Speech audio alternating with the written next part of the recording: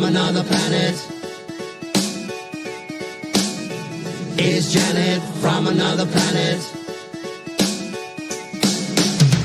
Is Janet from another planet? Is Janet from another planet? Is Janet from another planet?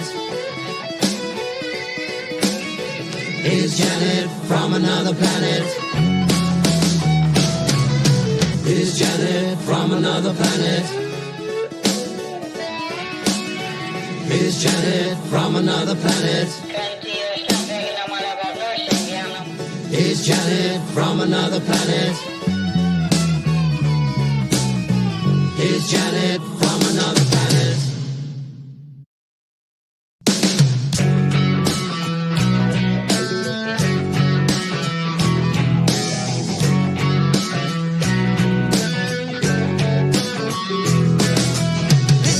Is Janet from another planet? Is Janet from another planet? Is Janet from another planet? Is Janet from another planet? Is Janet from another planet? Is Janet from another planet? Is Janet from another planet? Is Janet from another planet? Is Janet from another planet? Is Janet from another planet?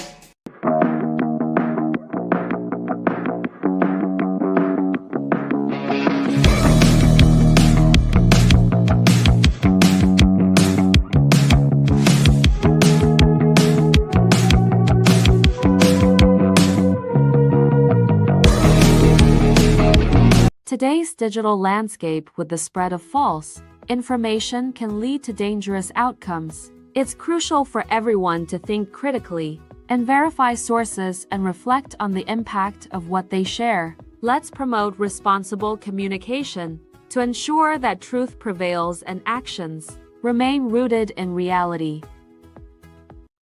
The opinions you're about to hear on this show are strictly those of the panel. The following program is rated TV MA-LSV. It contains strong language, sexual situations, and violence. It is intended only for mature audiences. Okay, we got the numbers rolling. Excellent. Hi, everyone. My name is Bruce Lombardo, and I'm here today with 6 Nations, 31 Kings, and my friend Janet from Another Planet. And we have just finished watching the movie from 2012, FDR, American Badass, starring Barry Bostwick, Bruce McGill, written by Ross Patterson, and starring a number of other quite talented individuals with a great script. This was your two guys' first time watching it, right? Yeah, it was fucking awesome. It was I'm just going to say it out loud. interesting. It's a movie. It's a movie, right, Janet? Yeah, it was interesting. It's a movie. I mean, it wasn't the worst movie I've ever seen, but it wasn't the best movie either. You did not compare this to Willy's Wonderland, which No, it wasn't that bad. this is kind of like the guys' version of Bad Girls. If guys want to watch a Bad Girls like movie, this is a good qualifier. Mhm.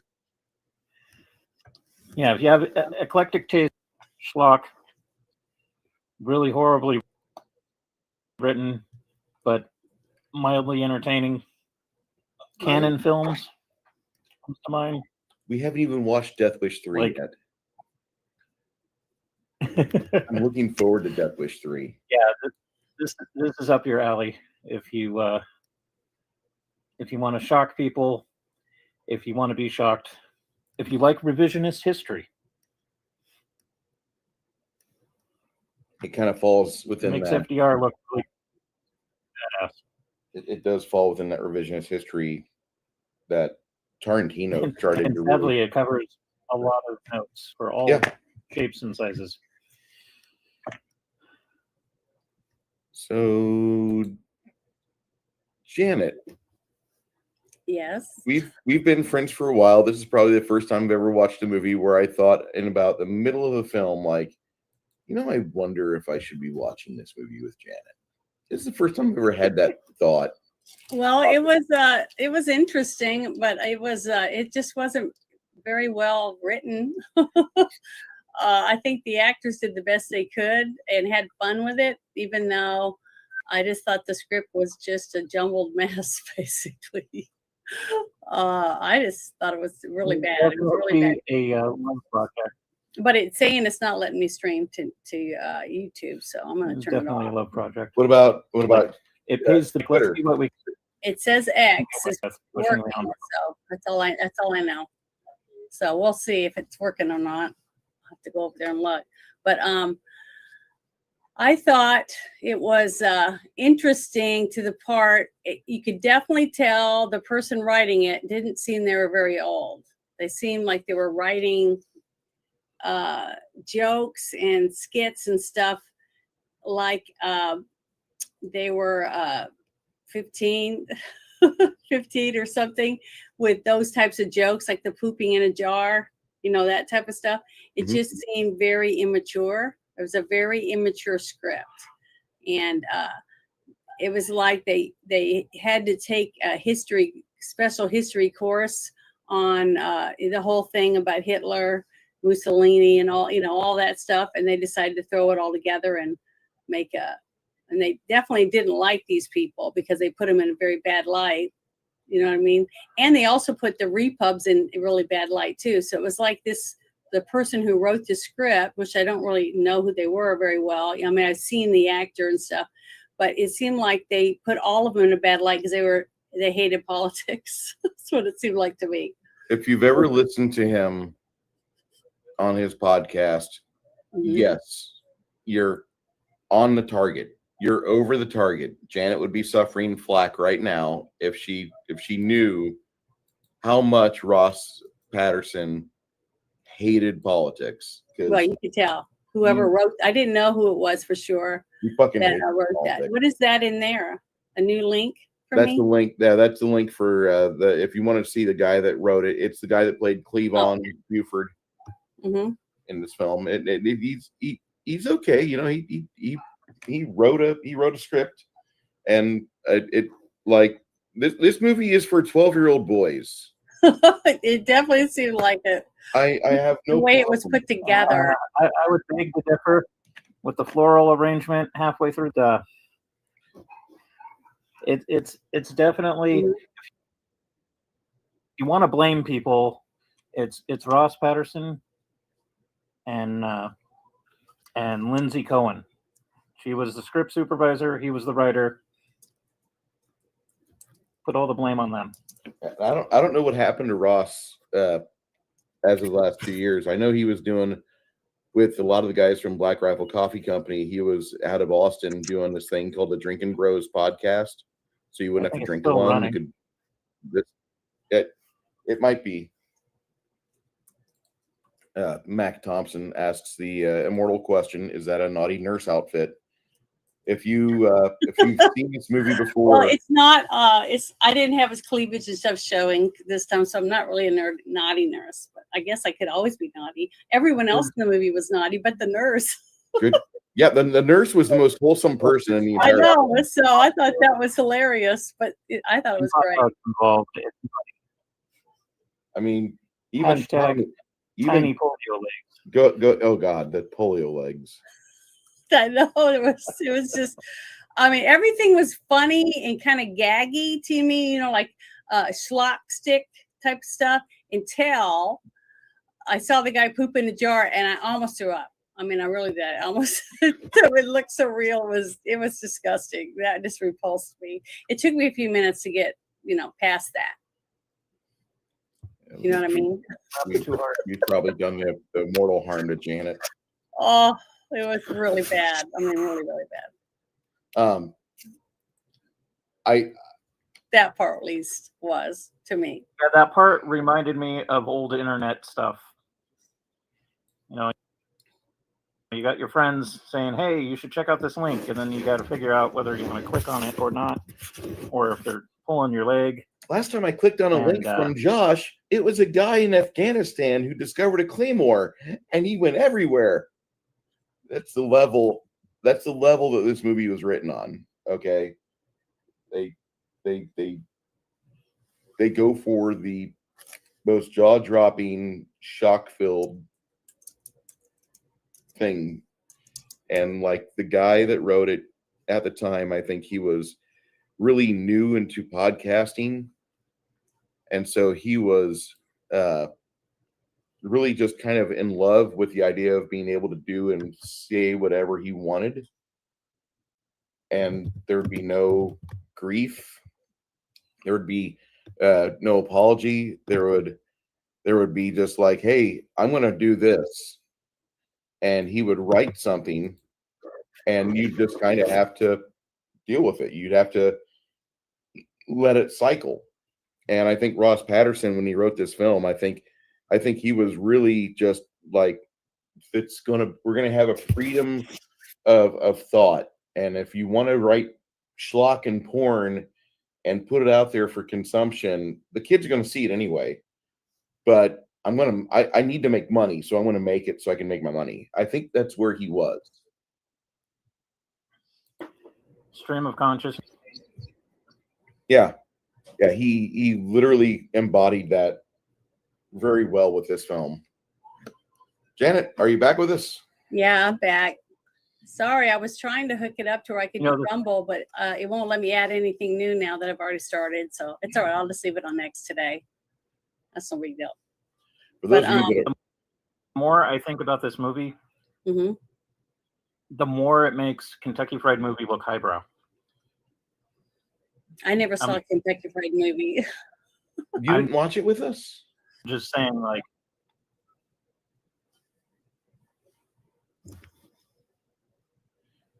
for some odd reason, I thought Janet watched that with us. When was that? Well, who was in it?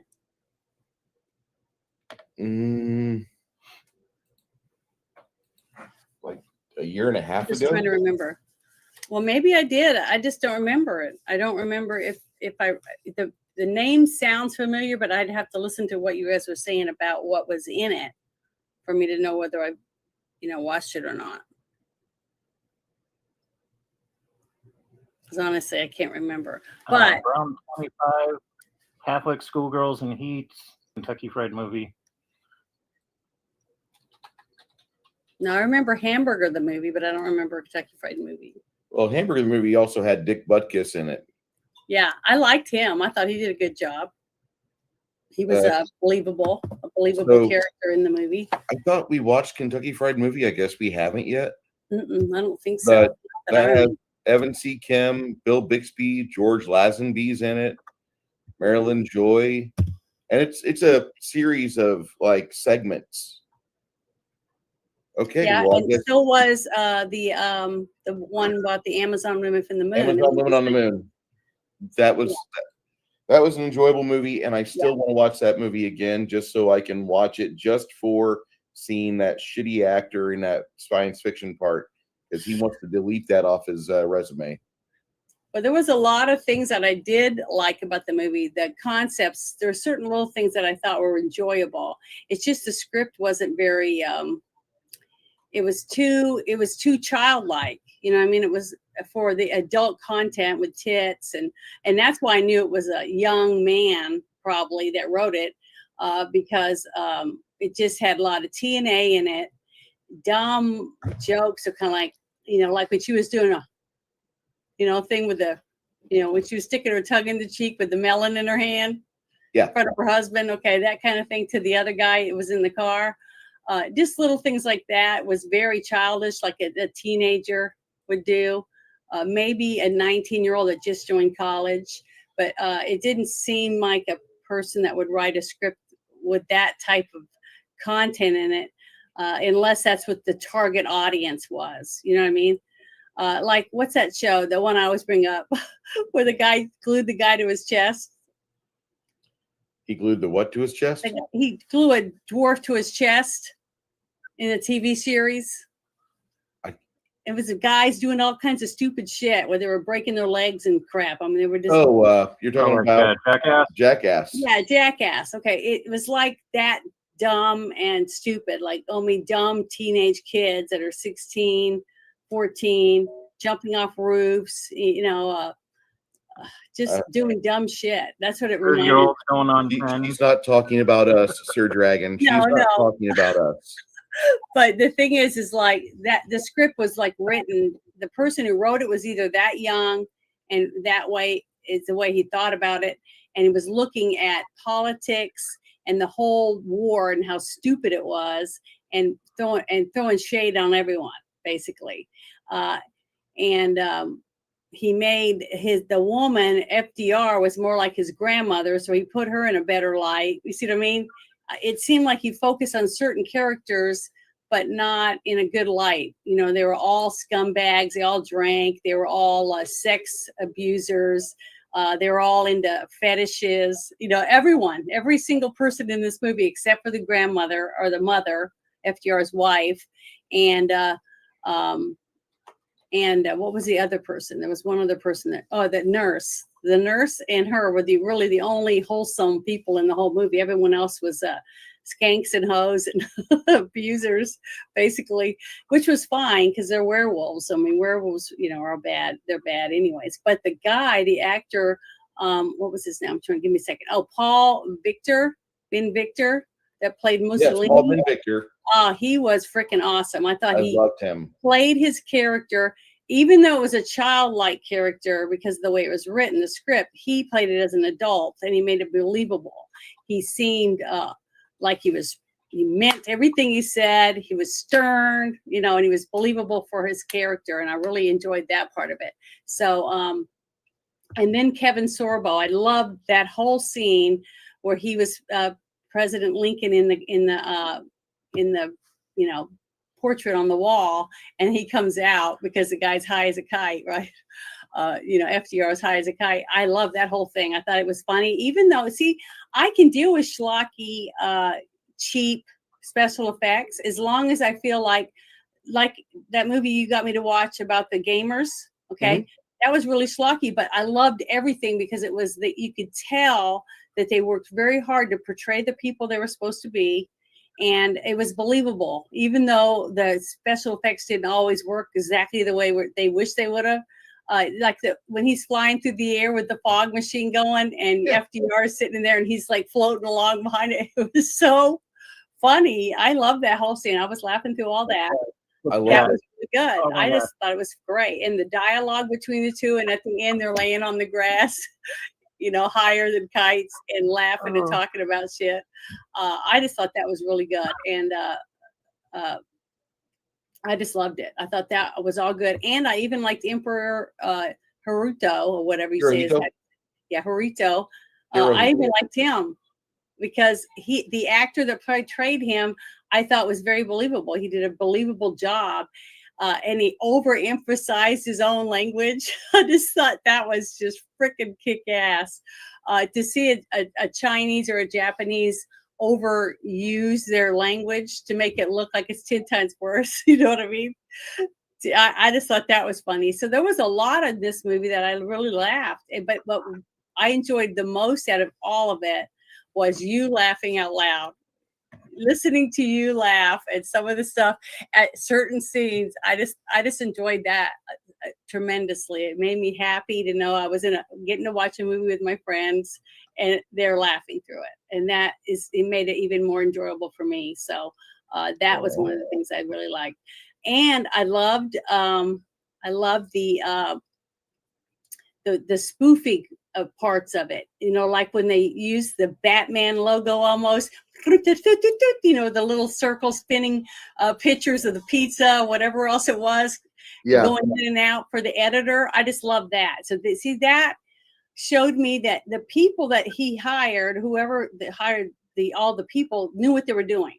Okay, you had experienced editor, you had an experienced person for props, you had experienced person for the special effects, even though they were kind of hokey and stuff. And I think they leaned more toward the hokey than to really make it more authentic, because they leaned into it so hard. I don't think you can really fault the choice on the special effects. I think the special effects work. For this movie, I thought they were spot on for the type of movie this was. Even the wheelchair effects. Mafia. Oh, the werewolf mafia! I forgot that. They were funny as shit. Go ahead. Well, the whole thing with the tropes, like operators doing the three-way call. Those poor operators are always getting shot in the head for some screw. Yeah, then you got Mussolini, plate of spaghetti. Later on, he's got a bunch of calzones that he's trying to fill up. His infiltrator werewolves that are smuggling bootleg liquor into the U.S. during Prohibition.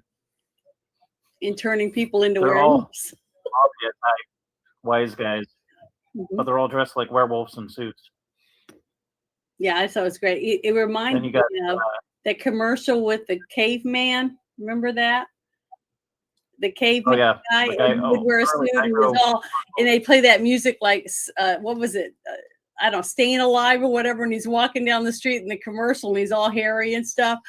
That's what it reminded me of. So they were funny, and those costumes were pretty good. I mean, considering the type of werewolves they were making, they weren't making an American werewolf in London. It was a comical werewolf, and I thought it was really that. Some of those scenes were done really well, and the scene wasn't so childlike in a point of view of a child, a teenager, a young, preteen or teenager. But the girls, they got to run around with their boobies hanging out and flopping around. It looked like they had a lot of fun. I would like to see the outtakes from this movie, because I guarantee they're probably way more funny than the movie. I think the outtakes are probably better than the film. I think so. I bet they are, because it looked like everybody on set laughed a lot, had a great time.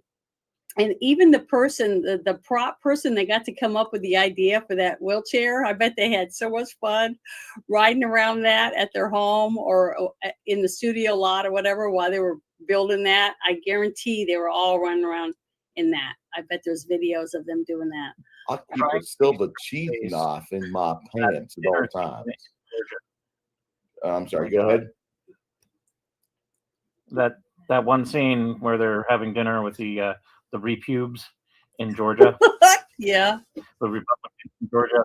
And what is trying to have a straight face, and the guy's cousin/wife is doing the sexual innuendo with the chicken leg and the potatoes.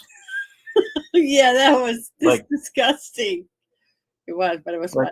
You're looking at it like, oh my God, this is so freaking juvenile, high school level. All these great actors, some of them very prominent, and they're trying their damnedest not to laugh during the scene. Well, you could even though tell it's in supposed to some be of the funny. scenes, you could tell in some of the scenes that even though they edited the best they couldn't take out the last little, the person trying to hold back. Oh yeah, person there's out probably like laughing. 30 takes Yeah, you could tell. easily. So they did have a good time.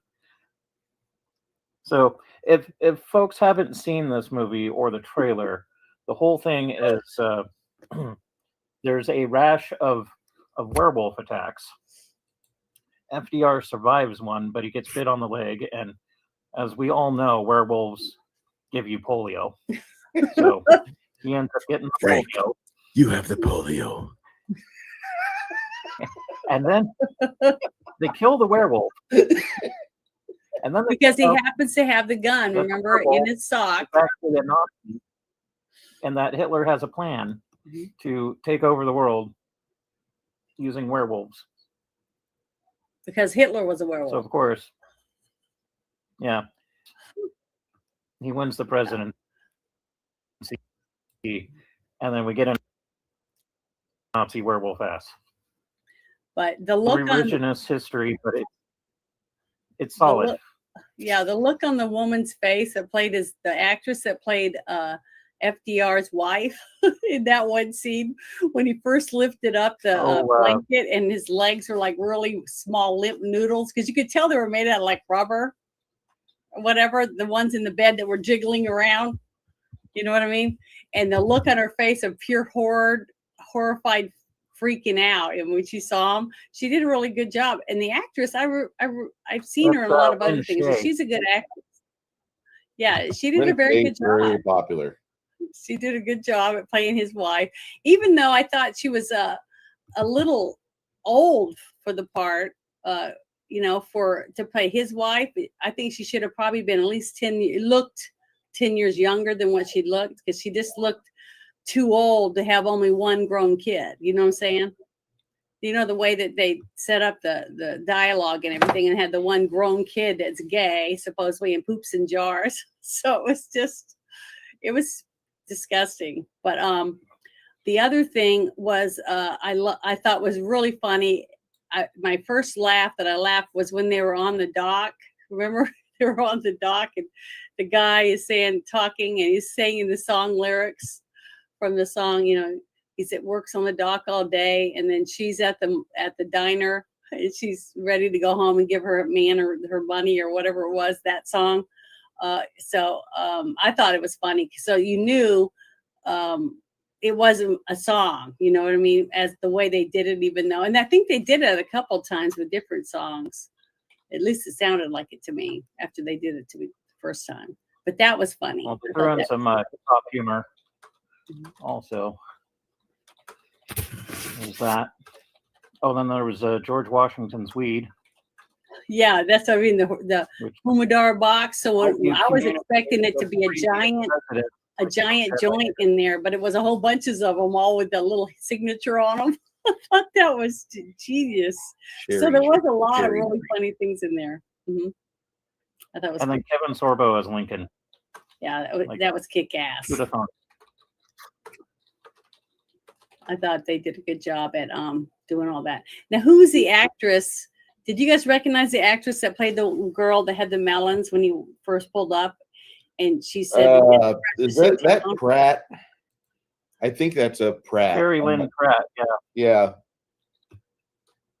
She used to be kind of all over the place, and then she just kind of got out of acting.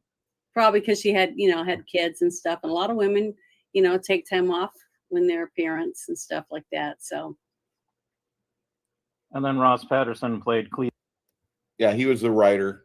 Carrie Lynn Pratt was her name. You're right. Let's see. I still say he was trying to emulate Val Kilmer from Tombstone a little bit. I bet you're right, because he had a lot of Val Kilmer in every damn scene. Yeah, definitely. Yeah, the kid, the guy that was had polio and had used a cane, that one, and took him to the hot tub out in the middle of the woods. Yes, and then it had what was her name? Peaches in there. God, that was funny. Yeah, But that was funny. That was a cute little scene. You could definitely tell that was all done on the set. That whole hot tub scene. That's okay. But no, I'm saying they had enough money to have a set and have a hot tub and build a whole forest around it. It'd have probably been cheaper if they just took a hot tub and set it in the ground, Forest. in the woods. Yeah. So I was just looking at different things like that, trying to because you remember before I saw this, you said it had a budget of like $5 for the special effects. So I was really looking around. I was like, I thought they did a really good job considering. I mean, I don't know how much money they had, but you definitely tell the person was young. Vanessa directed it. Played Peaches. I didn't recognize her in anything. I don't think she's been in the So whole that lot. whole. But there's a lot of women. Mentioning Georgia. Sorry. And the hot spring that they're hanging out in. Like she's been underwater the whole time they were talking. The whole time. Yeah. She was being a mermaid. But so retarded. I was going to say. Oh, a lot of women are in tons of movies that have kick-ass bodies. They play strippers. They play, they're usually just featured extras, and they get paid really well. But they're not big names because they don't really have dialogue. They might have like 2 words, like over there, real stupid, stuff like that. Little bubbly characters just for the TNA part. You know what I mean? So there's lots of girls you recognize their face or their body. A lot of guys will recognize their boobs or whatever. But the thing is that they just, dye their hair or wear wigs or whatever else, and then wear sexy outfits. And they're pinup girls, basically. You'll see those same girls do promo work, like I was talking about, for car shows and selling different products like vapes and other different things in like Las Vegas and other cons and things like that. So you'll have a lot of those type of women in tons of movies, because if there's like I told you, I got a thing asking if I would be in a hot tub time thing or whatever movie. Hot Tub Time Machine. Yeah, Time Machine, the second one, because I never saw the first one. All I had to do for quite a few bucks, nice money, was just get in the hot tub and show my boobs. And I said, no, I'm not going to do that. But I did get a casting notice for that. But so, a lot of women do that, and they make good money, and they just travel around and do the pinup girls for the cars. The ones that lay on the cars and wear the little shorts where their ass is like just hanging out a little bit, the Daisy Dukes and all that. So you'll see a lot of those girls in a lot of these types of movies, and they make good money because they're pretty and they do what they're told. Yeah, I love this scene here. Yeah. I love the scene here because the 4 men are out in the middle of the woods and they're hunting. FDR is completely normal, and he's got his buddies with him. This guy here, I forget what his name is. He was in the movie called Office Space. Greatest scene ever. What exactly do you do here? I love that guy. Yeah, all of them looked familiar. Even when he died, Richard when he got killed. Yeah, they all look familiar. And I wonder who the guy was that played the werewolf, because he was pretty gruesome. It's a good question. Yeah, I don't know. I don't know who he was. Sherry Spangs. I don't. The name sounds like she does like adult films, but she might. She's. I didn't see it on her resumes, and usually that stuff's right out in the open. Don't be smart. She is the most wholesome character in the whole movie. Well, his wife was too. She was always prim and proper until that one scene where she drank that. When she took her bra off and her son next to her pooping in a jar. Yeah, but when she drank that bottle of whatever it was, the hidden concoction, probably from a still, and then she sat on his lap, that type of thing. She was pretty much prim and proper, but the nurse was only in the very early part of the movie. She wasn't in the rest, so we don't know how naughty she would have been. But the other scene that I just almost gagged a few times, but I also laughed, was the part where the secretary massages his legs. God, that was gross. Did you guys think that was funny? No comment. It was horrible and funny. It was so gross. Ugh. But you lifted up his And I'm blanket sure I'm and gonna started remember it, massaging his legs. 4th of July. Like I'll be sitting there at the barbecue grill cooking up hot dogs thinking, God, this is horrible. Yeah, it was pretty gross. But when she whips out the ketchup and mustard and starts squirting it like this, squirting it on his legs. Oh, I was like, you got to be kidding! But it was like a lot of fetish stuff in this movie, tons of it. It's Poor Ross Lewis had to walk in Patterson. on that crap. I mean, the part where he's sitting there like you think he's cleaning the toilet because he's got his hand in there. You see it like he stops because he's listening to the radio, right? The lead actor and the director and the one who wrote the script too, right? Yeah. He's got his hand in there. All of a sudden, he's like, "We don't have to make this in the toilet anymore." And he starts sucking on, the wine, toilet wine or whatever. It was just disgusting. It was just hard for me. So he used a lot of toilet humor, which really pushed that he was young. I mean, he was a young writer. Who are you streaming with, Janet? What do I do for a living? Of course, I found this movie to be delightful. I thought it was funny. I didn't say it was. It's not as bad. I've seen worse, believe me. But this was just you could tell it was a young person that wrote it, and I didn't know who he was. He was 37 when the movie got made. I don't know how old he was when he wrote it. He could I'd have like been to know. 12. I bet he was pretty young. He could have been 12 when this movie was written. Maybe, I don't know, but he was definitely impressionable when it came to politics. You could tell he did not like politics at all because he didn't like repubs and he didn't like Democrats and he didn't like any of these people because he hated everything to do with the war. See what I mean? On both sides. So he made both sides as ridiculous and stupid as possible. Except the scene too where they make fun of the black guy and he's like, "That's not right to do that." And he's like, "Why?" He goes, "Sir, I ran out of paper or whatever. He had to use the chalkboard, whatever." And then he said, "I'm going to go outside and play basketball." I just thought that was so bad. There's no way they could do this movie today. There's no way. No. Now they might in 2 years from now, if things start getting back to where, see, to me, this movie should be made. Movies like this should be able to be made and people should be able to go see this if they want. Okay. Even though it had a little bit of racism, a little bit of sexism, it had a lot of stuff, isms, making fun of gays, making fun of people at pooping jars. How into free speech are you? Are you into FDR American Badass levels of free speech? Yeah, I am. My barometer. Yeah, that's what I'm saying. I think people should be able to make this shit if they want. It should be my decision what movie I want to see, not the government telling me I can't see it. See what I mean? Mm-hmm. I'm a huge advocate for that. Just because I was grossed out, but I'm telling you, it's still not the worst movie I've ever seen. Rabbit Test was pretty bad too, that my mom loved. Thought it was hilarious. Rabbit Test. Rabbit Test? Yeah, Rabbit Test. You gotta look that up. Oh my God, it's bad. It wasn't as bad as the other one, but it's bad. It's a bad, really bad, stupid movie. It's like this, where they make fun of everybody, and it's Billy Crystal. My mom loved Billy Crystal. What's your favorite Billy Crystal movie? That's an old one. Yeah, it is. Yeah, it's old. I told you my mom loved it. I think I would say the movies I watched with my mom.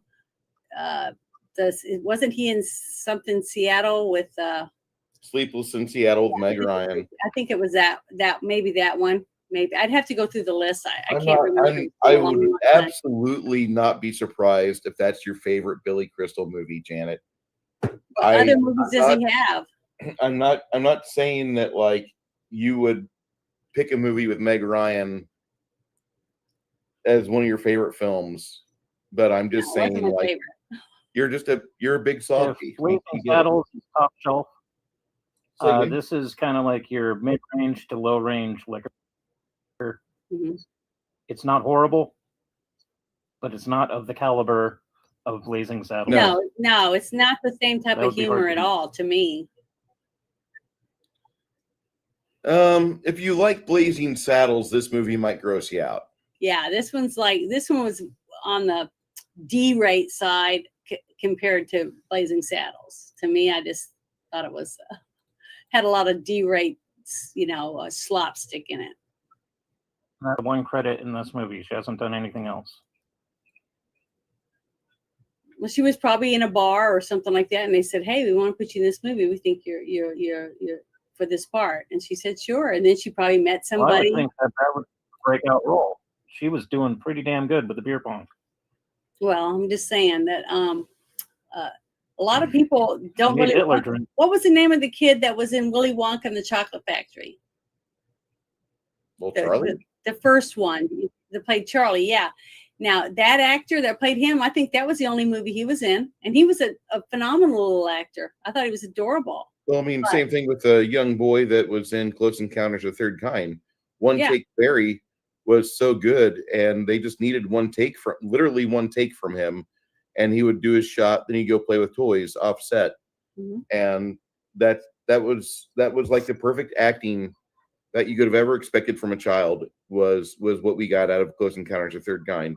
The rest of the movie, like a lot of Terry Garr scenes had to be refilmed because she would miss her marks or she would not sell proper. Yeah, when she did Tootsie, a lot of people said she's just not very good. She's not very good. Yeah. She's just not a very good actress. But she did some parts okay, but she just wasn't.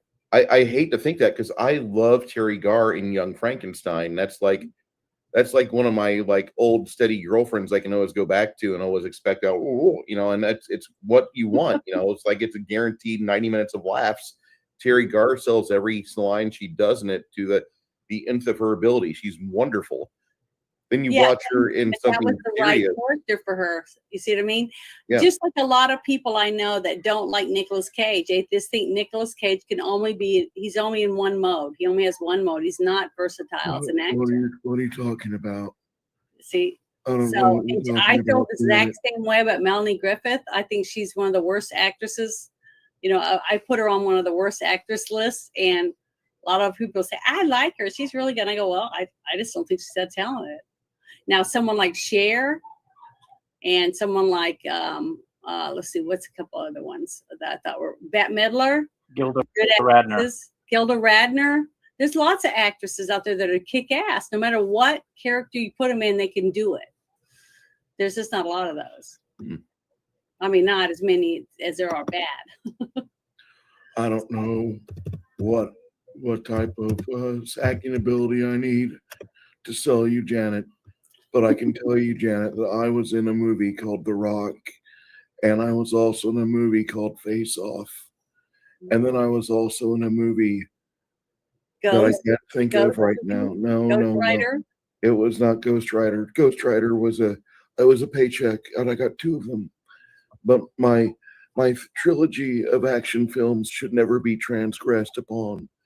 The Rock, Face Off, and Con Air are 3 movies that will never be repeated. You'll never have a movie series or a trilogy of action films from one maligned actor that does such a wonderful job that he fucks up his entire life financially afterwards by thinking he can just print money. And that's where Nicolas Cage went wrong. He made those 3 movies, and then he thought he could afford everything. And then after that, it's never been good for him. And the actor that was in 9.5 Weeks, that guy, you make fun of him a lot sometimes. What was his name? Yeah. He's not a very good actor either. And he's been in a few things, but I just don't think he's that good of an actor. I just watched Kiss Kiss Bang Bang. Leaving Rodriguez probably might be a serious role. I just watched a movie called Kiss Kiss Bang Bang like a week ago. Mm-hmm. Don't know if you guys have seen it or not. I haven't. It's an early RDJ movie. And if you want to see RDJ right at the end of his addiction phase before he goes into Marvel, that's probably the peak. And this young lady that I have the still on right now where she's squirting the mustard on FDR. Yeah.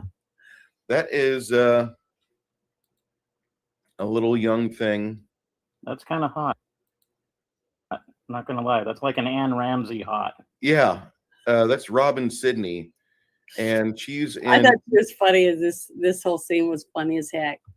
It's great. This is Robin Sidney. She's Yeah, I apparently- recognized her. She's been in a lot of other things that I've watched. I She's- couldn't. She's in a it- movie I've been Gary? dying to see. I want to see this next holiday season. The Gingerbread Man, Mhm. and it's got Gary Busey and Robin Sidney and Ryan Locke, and I must see this movie because that movie just that tells me it needs to be seen. I mean, it's Gary Busey. How can we not watch it? It's Gary Busey. Very few. Well, mm, well, I'll watch it if you want me to watch it, but it's not one I would choose. For those of you that have been enduring us for the past 41 minutes, we're late, by the way. I had some technical issues. If you've seen this movie before, which maybe none of you have, we've got 41 people watching us right now. If you have seen FDR American Badass, I want to know what you thought about it, because I think this movie is like peak, and this is the variance of opinions, because Janet says the script is bad. Mm-hmm. I And think it's a terrible I'm script. saying the script is peak male testosterone and kineticism. I think for the subject matter, you're not going to get a better story about a president with polio, because this movie tries it. Like, the first act is very slow, but it's every line that's spoken is like they're on a The theater dialogue is play. awesome. Is there a way to find out how many times the word fuck was used in that movie? It wasn't that much. Oh my God. Yes, it was. Maybe Hundreds of 70. It was hundreds of times. It Almost was- it every was- character said it. It was a lot, but it's not that it was vulgar. It was just that it was overused. It was like somebody took a big rubber dildo and was beating you over the head with it, and they said "fuck" every time. It was like, you just get beat over the head with the same word. It just gets boring. That's why I said right off the bat, after I started watching it, I was like, this was written by a very young man, or a man that never matured when it came to fart jokes and pooping in a jar and talking about his cock, and you grow up one day. Joking around is one thing, but when you in every single scene, it just gets you just get worn out over it. Just wasn't funny. It just got to where it was like, it's the same thing over and over again. You know what I mean? So- Janet's losing faith in the Delano 2000. A student of history. Well, I love the chair. I thought it was freaking kick ass, and you could tell those are two exhaust pipes or whatever. Yep. On there, and I thought it was neat. I thought it was great. I thought Dougie Mack, In like, the movie's defense, they said the same thing about Willie Shakespeare back in the day. He was doing some pulp shit for the masses, and look what happened to him now, several hundred years later. Like this is going to be one of those diamonds in the rough when we're all digitally in the matrix. Yeah, you in remember the movie universal, Galaxy Quest? Consortium. Remember Galaxy Alien Quest? nations will look at this and go, this was the pinnacle of human existence when Earth was still around. Yeah, but do you remember the movie Galaxy Or I Quest? could, Six Nations. Yes. Did I you remember. see it? Pepperidge Farm remembers. No, Yes. but Six Nations. Did you see Galaxy Quest? yes, I have. Okay, so do you remember the aliens, the octopus ones that came thinking that Mhm. Decker or all the people that were in the on that show were all like heroes. They travel all through space. Didn't realize it was a TV show. Yeah, because they didn't realize Yeah. that because it's sent out on a satellite, and they picked it up and they've been watching it thinking it was the actual adventures or whatever of someone, like us, like me, and how much I love Star Trek, that kind of stuff, right? So basically somewhere way out there, away from us, someone's going to see this movie on another planet and they're going to say, never go there. That's what I think is going to happen. So I don't know. I just thought it was really bad. I thought it was a really bad movie. But honestly, Those humans live some on a of the death row. For some of entertainment. the actors were really good, even though they had really bad writing and stuff. They did a good job portraying the characters. Just like I said, with the guy that played Mussolini, I thought he was kick-ass. To me, he was the top-notch actor in this movie. If one person had to get an award, it would be him. Now, my favorite scene in the movie was the one with Abraham Lincoln, which was what was his name again? Kevin Sorbo. Kevin Sorbo. He did a phenomenal job in that movie as Abraham Lincoln, and funny. It was a funny scene.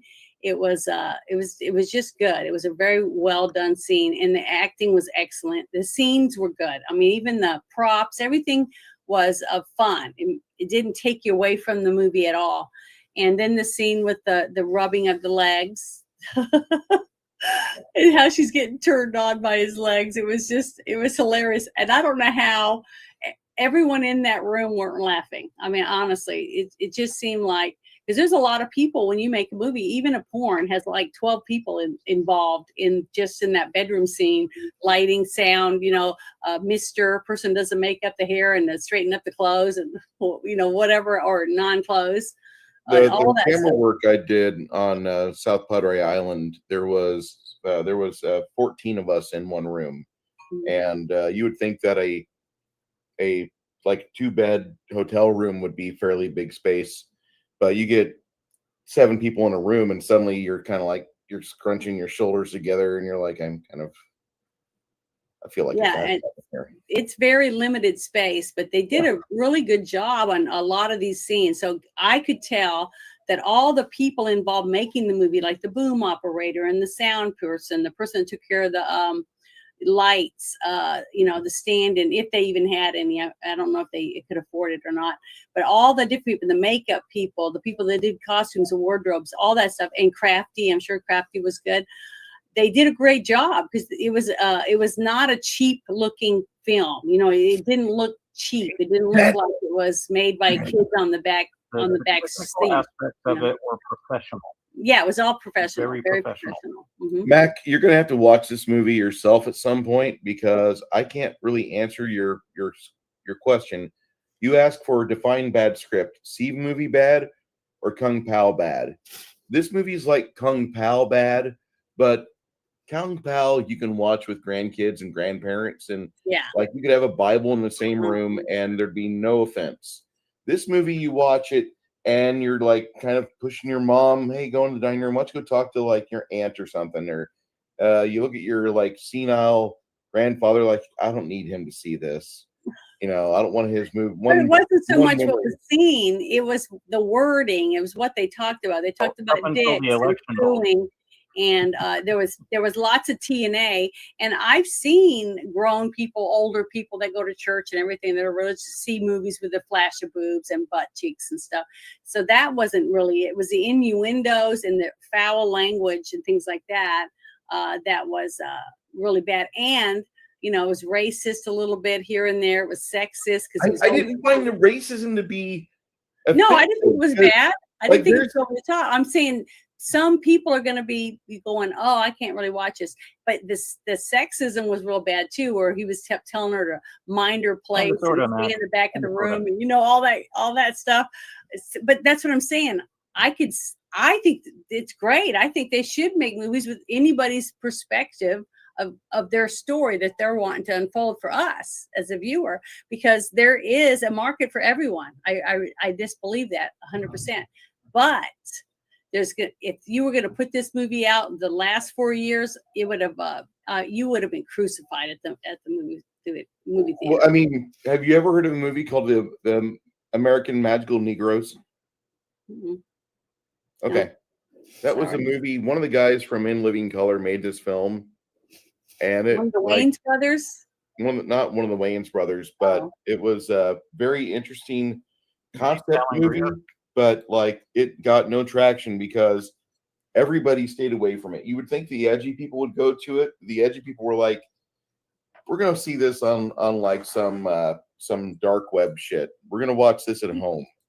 And then the people that could have seen it and been okay with like going to see it in public, which like would be if you're a person of color that likes comedy, and there's been nothing for you since I'm going to get you sucka. You can go watch this movie, and it should be fine for you. It should be perfect for you. Mm-hmm. But nobody saw that movie. But why? I don't know. The American Society of Magical Magical Negro. Negro. And it's got Justice Smith, Zach Barton, Anthony Coons. It just never Now, got. see, I was told that they thought I was kind of racist because I didn't want to go see Falcon as Captain America. And I said, Okay. well, it has nothing to do with him being black. If he was Falcon in a movie, Falcon movie, then I would go see it. Yeah. I just don't agree with who they passed the shield to. Should have went to Bucky, and that pissed me off. So I said, I'm not going to go see it. It had nothing to do with racism. Anthony Coons. There's so much that they can do with the Marvel universe that they're afraid to, Mm-hmm. and that's why superhero fatigue. Give me a fucking Monica Rambeau story and don't alter it. Just take the fucking comics where her and her dad reconcile and her dad gives his piece and tells her he's proud of her. Give me that fucking movie and I will go back to films at the theater for $20 a person and give Disney their fucking green. Until then, no.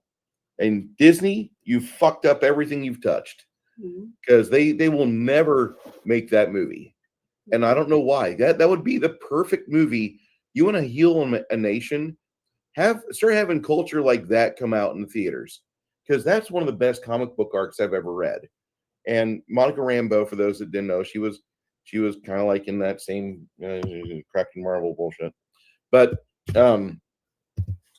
beautiful girl, single dad raised her, and he did everything he could to try to teach her right and wrong. And then as like time went on, he realized what she was and who she was and what she was capable of. And he fucking tells her, he's like, I've done everything as a father that I should have, and I'm living the dream now. You've made me very proud of you. We could have a national moment where something like that would be echoed across all media over the course of 4 weeks. You just have that fucking repeated on the commercial trailer, and you would see a drop in crime because you would see people wanting to have a non-fatherless society again. But they're not going to go back to that. They gotta have the ugly chick twerk. Sorry. Can't have somebody that looks like Pam Grier. Sorry. Not gonna work. Gotta be fugly. I don't know. I just want him to pick a character that looks like the character from the comic book and can actually act. That's what I want. That's all I'm asking for. And take the stories from the comic books. Stan Lee was a genius. Yeah. I mean, he came up with so much stuff. Even Wonder Man. I mean, I think about characters like from the DC universe and how well the people that came up with the character and put it on a piece of paper and then got a cartoonist to draw it for him, came up with the concept, the backdrop, his story and all that stuff. That takes a lot of work. That's a lot of work to come up with so many different characters that are so unique and have such cool stories behind them. And that's the one thing that was, to me, was lacking in this movie. They didn't really try to make the characters interesting. They wanted to make the characters as perverse as possible. You know, the couple in the farmhouse, and the guy has polio and he acts like he's from the movie Tombstone, you know. I thought you were talking about and then he's got a bimbo. Disney for a second. Sorry. Oh, no. I'm talking about back to the movie again. The fact that he just perversed everything. You know, everything was, you know, perversion, basically. The whole movie was like that. All the characters, you couldn't even have a wholesome wife and husband where they loved each other, but instead he just hobbled around on this thing and he was drunk all the time, and she was sleeping with everything, or giving blowjobs to all the guys, or bending over while doing dishes or whatever and letting whoever bang her. She didn't care. It was sad because it was just perversion. And the fact that that's how he portrays politicians, I guess, and people in politics, or people that talk about being a Republican or being a Democrat, that's how he viewed it. At least that's how it came across on the writing for me for the script. Just like I said, I didn't know who he was, and I told you, this guy hates politics. He hates Democrats, he hates government. It's a little bit stranger than fiction. Mm-hmm. Well, yeah. What was it, like a year or two ago? All the shit that came out in Congress, the adult movies that were being made there. All the porn from Congress. Yeah. Do what? Yeah, like it wasn't too far off. They're having sex in Congress. This was 12 years ago, 13 years ago. Yeah, this movie came out 13 years ago, and just like 8 months ago, there's 2 gay guys that had sex in Congress. Yeah. Those 2 guys were able to get in there and have sex, but people went in there walking between the red lines and filming themselves, and they're all in prison. It's just pathetic, it's corrupt. Everything's corrupt when it goes to the government. And I hate the government myself too. Isn't tomorrow the day that we see we see some changes? They're going to be there. Isn't a certification going on tomorrow?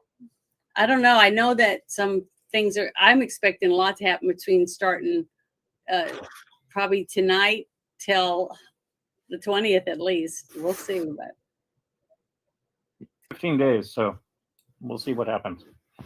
15 days until the countdown of 4 more years of The final Trump syndrome for the rest of the world, for the thinking world. I don't know. I think it's great. I do. I'm loving it. These guys are losing their fucking minds. Mm-hmm. They are. I'm just watching the shit show. I'm just here to help clean up. Just be hyper and very aware of your surroundings.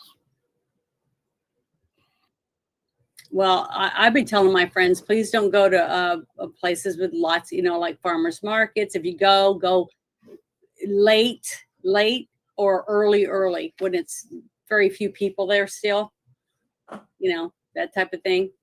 And I wouldn't want to go, sit in a football game or a basketball game where it's, going to have a lot of people or be televised. That's another thing. Try to stay away from places that are being televised, because that's what they want. These people want it to live be in an area where local or state government isn't doing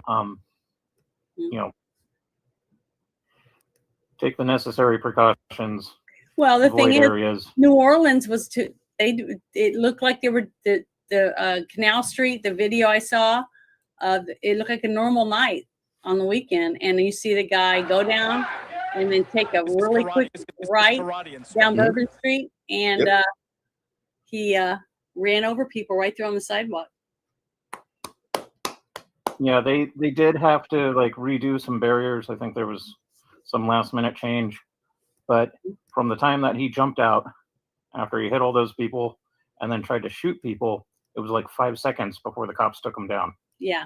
So there was, kudos to remember the police for doing their job. So the police officer, the police chief said she had all 400 and something officers called out that night after that happened. And they did the grid pattern and everything. So every single New Orleans police officer was on duty, every single one of them. And they have to, because that's their livelihood. Without people trusting to be able to go there and have fun, relax, and let their hair down, there's no industry for them. It's over. So I'm hoping that they can get to the bottom of it and put everything out in the open and have transparency where people believe it, not a bunch of hokey pokey bullshit. Or else they're just going to see dwindling numbers year after year until it goes belly up.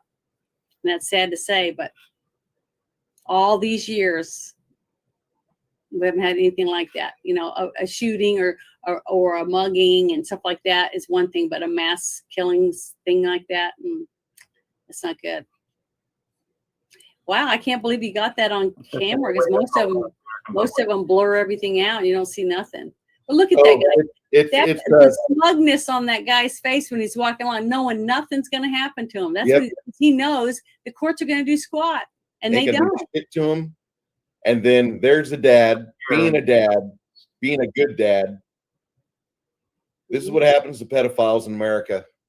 What should happen? If you can't find a chipper shredder, we're going to wait for you in the airport. In Slab City, in Southern California, in the desert. Didn't this happen if you're a known pedophile or of women, you get your shit burned out and they kick you out of Slab City. We're going to probably get kicked off YouTube on this one here, but I found this loop on thanks to Just Jen Reacts on Twitter, and I just figured this would be kind of like a wholesome, like it's the same level of schlock as what we just watched, but this is more wholesome than the FDR American Badass, and I just this just fills me with joy seeing shit like this. Well, it is nice. It's nice to see people that are guilty of shit to get punished, and that's why we've got to start fighting for our towns and our states to bring back law and order. Once people know in your house, okay, if you have 4 kids in your house and you have a kid that constantly steals out of your purse, steals from their brothers and sisters, and plays with knives and does all these things that puts everybody else in danger in your home, what do? Do you just say, oh well, he's just being a kid? No, you take his keys from him, you take his cell phone, and you ground him. If you're not a pedophile, you're a gardener. That's what you are. We're all gardeners. Be the warrior in the garden. Yeah, I have a hard time because I just went through all this, remember, in my family. I know. So it's tough, but these people need to be punished. But the sad fact is, and it's not even going to be 3 more years, and he's already going to be going up on parole when he was supposed to get 20 years. How is that possible? What is messed up in our society and in our towns? Okay, and everybody says, I'm from a conservative state, I'm from a red state, Florida or Texas or Arkansas. When pedophiles get a couple years after they took the livelihood, they took a child and made it an adult in 15 seconds, and now that kid will never be a kid again. They took that away from him, that child, and we're going to give him a bad. What the fuck is that? Wrong. Yeah, you're a gardener. You get your line of credit squared away. You get one of these things right here, and you're a gardener. But the thing is, we've got to start fighting for our families. We got to start fighting for our cities and our towns, and take our states back from these corrupt judges and lawyers, because they can't let a criminal have more rights than the victims. That's just disgusting. Yeah. Especially when you have DNA and you have video and you have tons of evidence that it's just disgusting that they have. And make sure rights. When you're finished with your chipper shredder, you clean with gasoline. Yeah. Ammonia. It's a bleach. It helps. Ammonia's good. Power washer. We support gardening. We're not supporting violence. Sadly, there's no American Badass outtakes. I've been doing a detailed search on the interwebs, and I'm not seeing it. It makes me very, very sad. It's probably because of the election results. Hey, you can watch the movie, dialogue all hokey and whatnot, a little bit questionable for the younger viewers, or maybe on whatnot, but you get up to where FDR kind of goes downhill from there with that one scene, and then it kind of bounces back up with other scenes, and it's these little tiny spikes in the movie that make you realize this isn't for all audiences, but it was funny. Well, you have to like werewolves for one. You have to like a little bit of making fun of politics. Okay, if you like make fun of politics and you like werewolves and you like TNA, you'll love this movie. It's a perfect movie for you. As a man who, If you're looking for a pure werewolf movie, go Mhm. or Wolf Mhm. or any plethora of the. what's your werewolf movie you pop in whenever you just want to like you want to watch a werewolf film? You're not going to watch it. It's already in your head. You hearing the dialogue puts the images of the movie in your head, and you then your imagination's stuffing in other things you're thinking of while this is going on. What's the movie that you of the werewolf genre that you have on when you're doing other things? Like if you were painting this Tiamat figure, what would you be painting it to? What was the werewolf film? For me, it would be like American Werewolf Okay. in London. Good film. Underworld. And there's Van Helsing. yeah, Van Helsing. I want to like Van Helsing. I don't like Van Helsing. Like I have There's things I like that about it. in the background while I'm vacuuming and stuff. It's not that I actually listen and see something, action packed, and I go, oh yeah, doing my chores. But you guys didn't like Whatever. Underworld? The first two Underworlds I've Underworld seen. was Mhm. I I need did all two, the three, first and two. four. great. But I love vampires. So I just like I love vampires, and I do But I haven't seen Wolfen. that. Yeah, that's another one. There's a Both lot just of good stepping on each other. werewolf movies. Even the movie we watched, Fright Night, for vampires, and the werewolf scenes in that were really kick ass. The one where he's turned into A Company of Wolves. That was a good one. Haven't seen that one yet. Need to. That British movie with the werewolves on the train. That one was good. I haven't seen that one. Can't I haven't remember seen that. that Write yet. that down. That sounds interesting. It's been in the last couple of years. I haven't seen it. It was But I love horror movies. I really do love horror movies. And I Yeah. don't really care too much for comedies. I'm very, very picky on comedies. So, that's hard for me too. And I don't really like romance stuff that much.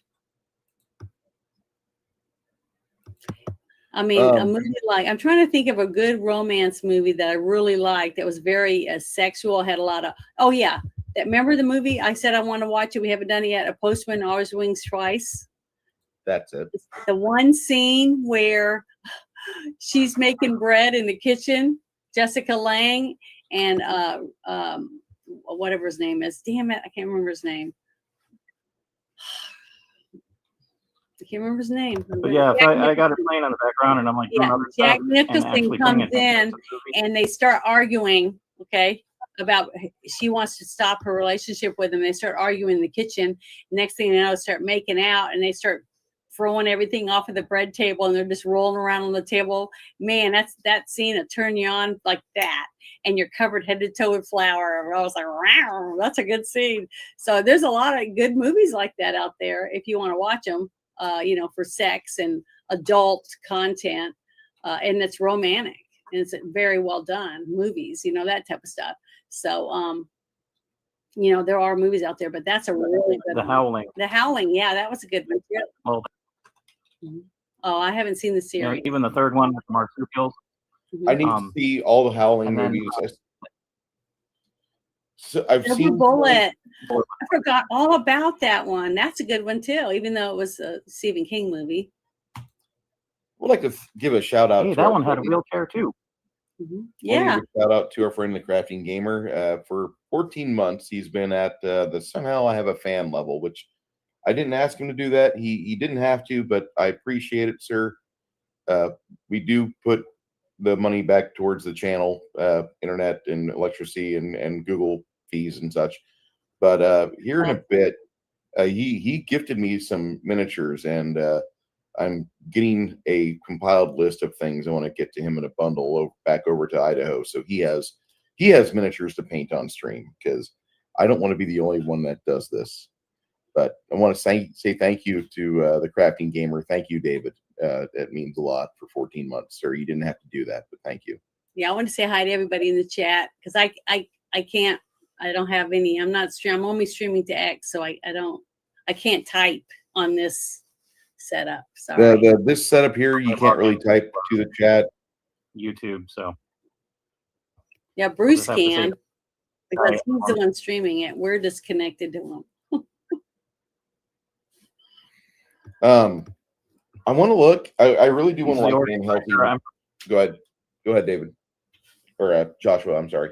Oh, I was just saying, you're the organ grinder. I'm just the monkey on the show. Thanks. Yeah. We're monkeys. I wanted to like Van Helsing. I went and saw it in theater, and it wasn't my there was favorite, some trope in it. but for a couple, okay, this is like geared towards little kids that aren't into the old school. This is for the millennials, Gen, whatever the hell we have now. I really The liked it. young kids that don't understand stuff that was like cool back 40 years ago. So it grew on me. I love it the the best kid that steampunk played the elements? monk. It's got some action. It's got Got romance. little way. Yeah, a lot of teenage. Mm-hmm. So it hits little marks. So I can't like completely hate it. Well, what did you But not like? Did you if not I'm going- like the Dracula character, Bruce? What was it that you didn't like? I want to say it's actually the direction of the movie. Like it should hit everything for me. It's got vampires, it's got werewolves, it's got steampunk, it's got Van Helsing. It's got Van Helsing in a 007 style role. Yeah. Why do I not love this movie? What part of the movie fails for me? And was it her? Was it her character? I don't know. A lot of people I know that are guys, they said they love Van Helsing, they love the monk, they love Dracula, they love the werewolf, the way the werewolf was portrayed and everything. They said the only thing that was kind of like a boil on it was she wasn't needed in the movie.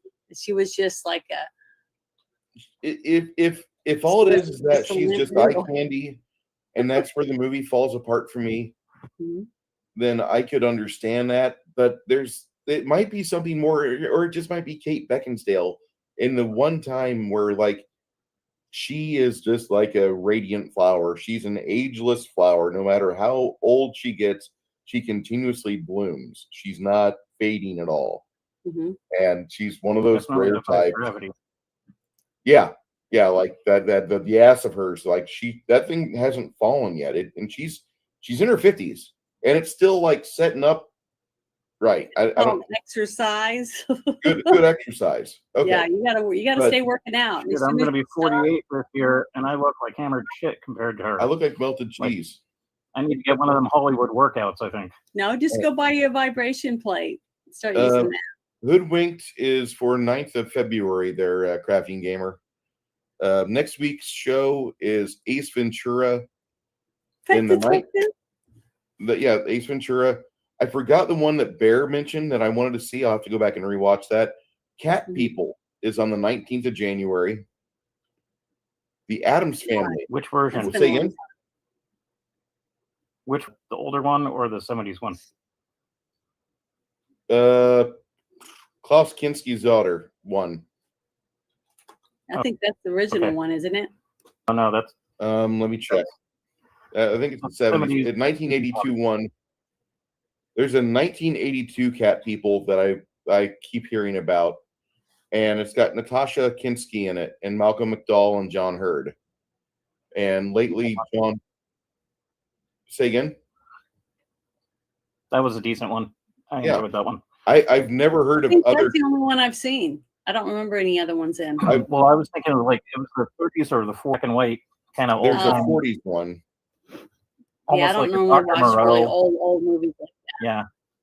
Yeah. You're talking about one with Simone Simon. I watched those movies, and so it's like, oh, which version is that? It's like, I like Dracula. Which one? Yeah, you're talking about this one here, Cat People.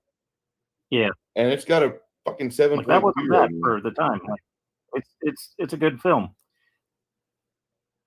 American man marries a It's a little Serbian bit over immigrant. standards, but She turns into a cat person of her homeland's fables if they're intimate together.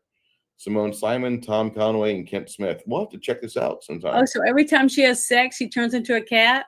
No, she's worried that if she has sex, she turns into a cat. Oh. She has the curse, and so she'll hunt and kill by night. So, no, if As only a she knew about panther? Necco Girls. yeah, So she actually turns into literally a cougar. apparently, like this. The Black Panther. Yeah, I'll watch that one. I haven't seen it before. Shit, I'll just swap over our cat people to the 19. I'll have to find a good stream of it, or figure out how I can get Garrett to not let Plex fall apart Well, on me. if I ever get monetized, I'm going to start donating to your channel so that we can get some type of.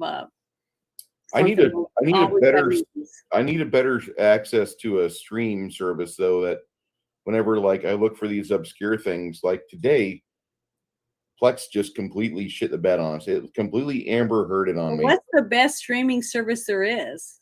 Well, the thing is that a lot of them have encoding that you can't restream it to others. You The can't best share it streaming on service Discord. That there is what cannot be said on YouTube Yeah, because of certain. yeah. They don't want you to say that. Well, I don't know what the word is, so just put it in the private chat. Put it in the private chat for Janet. Help her out. But the thing is, if maybe you shouldn't, because I might say it out loud, then get in trouble. So I don't want to do that. I've had my channel take it down. Mr. Clarence of the FDR would not approve. But it's just, I wish there was a way that we could figure out, because I would give you the money so that we can have a good place to be able to watch movies. You know what I mean? I would do that. I just need a Now, win lottery. I just heard that Elon said that he was going to have XTV. Okay, so this is what we do. We invest in Starlink and a huge ass radio tower. Then we go buy a trawler, get off the coast of Texas there, the Gulf Coast, and we just do pirate stream radios and internet. That sounds good.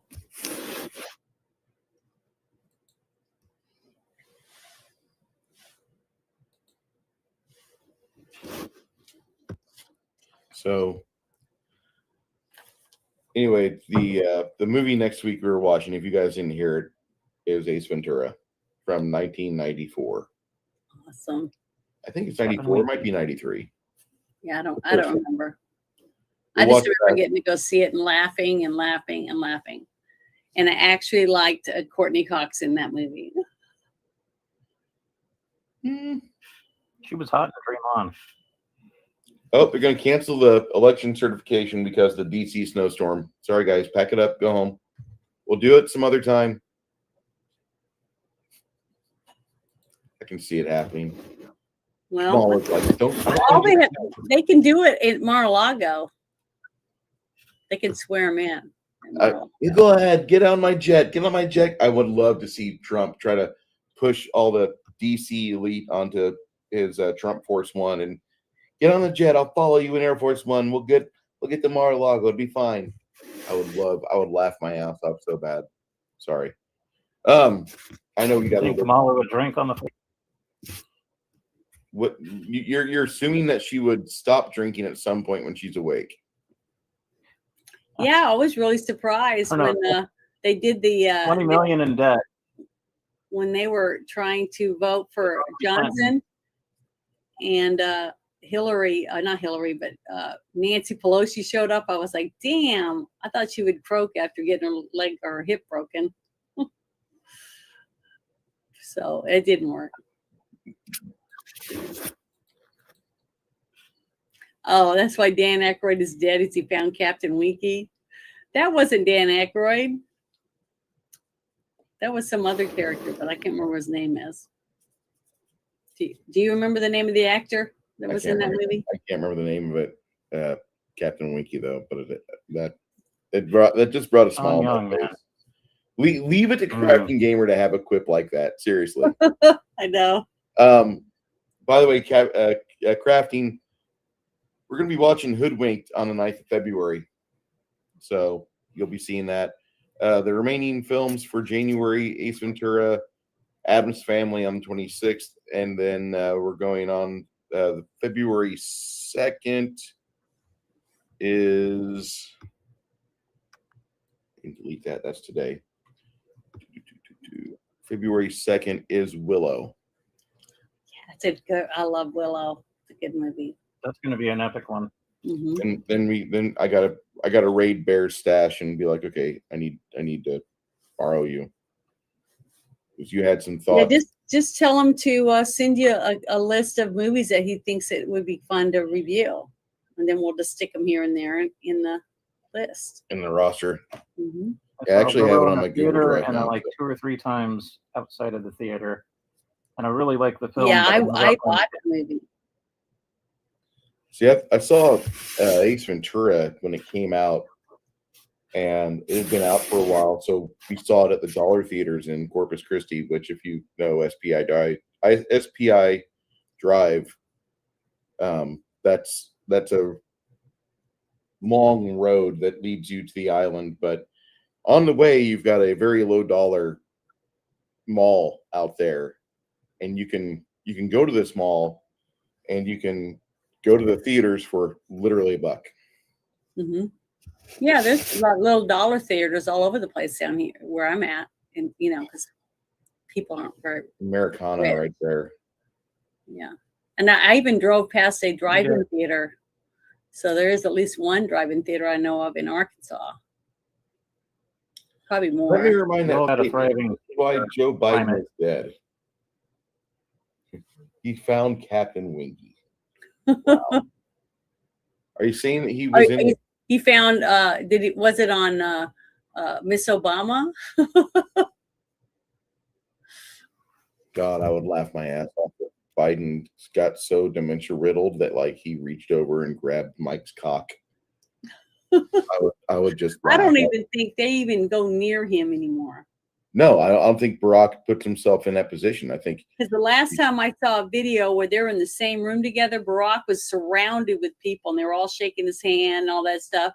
And Biden was standing on the outside, kind of wandering around, not knowing where he was.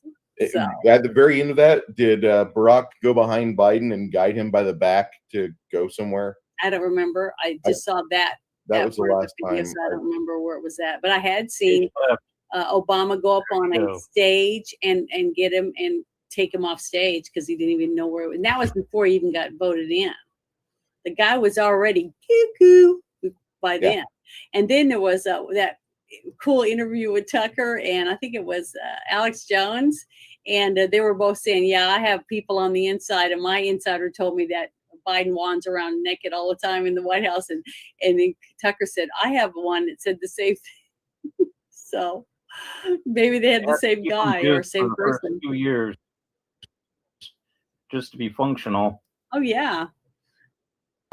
He was already defunctional before he was even put in office. When he was a vice president, he was already way out there, didn't even know who he was. So it's just the thought of him. I wouldn't even go and shake his hand. So I would say, go ahead, you can go in front of me. Have fun. If you actually reach around to a Biden's backside, you're going to find where the puppet hole is located, or what we call the Soros closet. Yeah. Good night, everybody. Yep. Janet, I mean, I'm not expecting a low number. I'm not expecting a high number here. What did you rate this movie? Well, it wasn't terrible. I mean, everything about the movie was very professional, quality-wise, except for the script. So that's the only. Normally, I'm always real bad with editing, but the editing was great. I mean, I loved how they spliced it together by the old Batman symbol type of looking cartoon. I just thought it was great. There was a lot of good things when it came to editing. The music wasn't bad. I mean, it was the special effects weren't even as bad as the script. You know what I mean? So I'm going to give it a 6. It's still better than a lot of movies I definitely wouldn't give the other one. She said a 6 out of 10, not a 6 6 out out of of 10. 10. Yeah, no, 6 out of 10. I always do a 10, up to a 10. And just for those of you that are wondering what my low bar is, it's G.I. Jane. And that movie is No, you said Bad Girls was worse. Bad Girls is not worse than G.I. Jane. Bad Girls is a functional movie that I don't want to watch again. G.I. Jane is a movie that I would physically hinder myself trying to get to a place to watch it, or I would hurt myself getting away in haste to not watch it again. That movie is such shit science fiction. Every time I think about it and try to think of the plot points, and there's only one part that's accurate. It's where the lieutenant is looking at a map and she fucks up the coordinates. Mhm. That movie, that's the only accurate part of that movie. But everything else in that movie is science fucking fiction, military science fiction at its absolute worst. Even the feminist sci-fi of the late 60s looks better than G.I. Jane. 21 out of 100. Mhm. I wanted to say 16 out of 100, but I'm not that cruel. 21. Six Nations. Well, what what do you about think? for this movie? What? What about for this movie we just watched? We'll get to that in a second. I want to ask Joshua what he thought of this movie. Well, is it Crippled Masters? No. Does it have a cool wheel in it? Yeah. It's something on the line like Iron Sky, or just schlocky movie from the 80s. It I said, it's got crass humor. It's very offensive. This was, during the time before the Me Too's. In the vagina hats. Yeah, like I'm trying not to think about that. That's reality, and that's scary compared to the shit that I experienced in 2024 and now into 2025. But I've got a tough skin, and I can handle what's coming to the best of my abilities. At least 5 out of 10, 50%. So that's like average. Like, this will be a movie that you can watch. You might enjoy some parts, but is it going to be like highbrow, well written? No. Of producing the movie is freaking spot on. Mm-hmm. The dialogue, as retarded and juvenile as it is, it captures you up until the election, and then it gets weird in a scat kind of way. And I'm not, but can head scat innuendo. This was no innuendo. It's got werewolves. It's got Nazis. It's got a lot of really good actors, and the actresses are doing their best in whatever roles they're doing. I would say that it's like 60, 65. Like it's better than like being bored and watching TV with nothing to do, because there's little moments that keep you interested, and then there's some damn funny parts, like the whole Abe Lincoln thing. Oh yeah. Like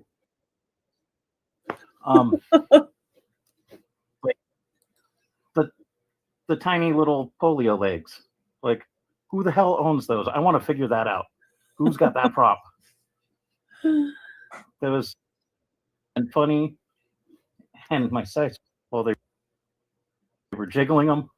Like, it's got its moments, and then there's some stuff that, like, you're going, God, why did they do that? And it's got to be an inside joke, or some sort of jab at maybe a producer or an executive off camera.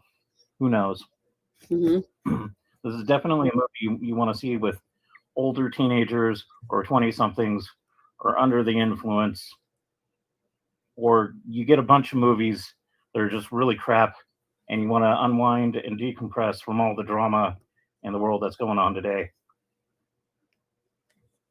Get a handful of these movies, pop them in your VCR, DVD player, whatever you're doing, and you just zone out and watch some comedy, have some laughs. It's going to be a decent film for that. It's not in everyone's wheelhouse. If you got eclectic taste in movies, you will start nitpicking it and finding the different granular levels, and you can admire in certain things. Other things, just push it out of your memory, like floral arrangements, hot dogs, and ketchup and mustard. You might end up having a new fetish. Who knows?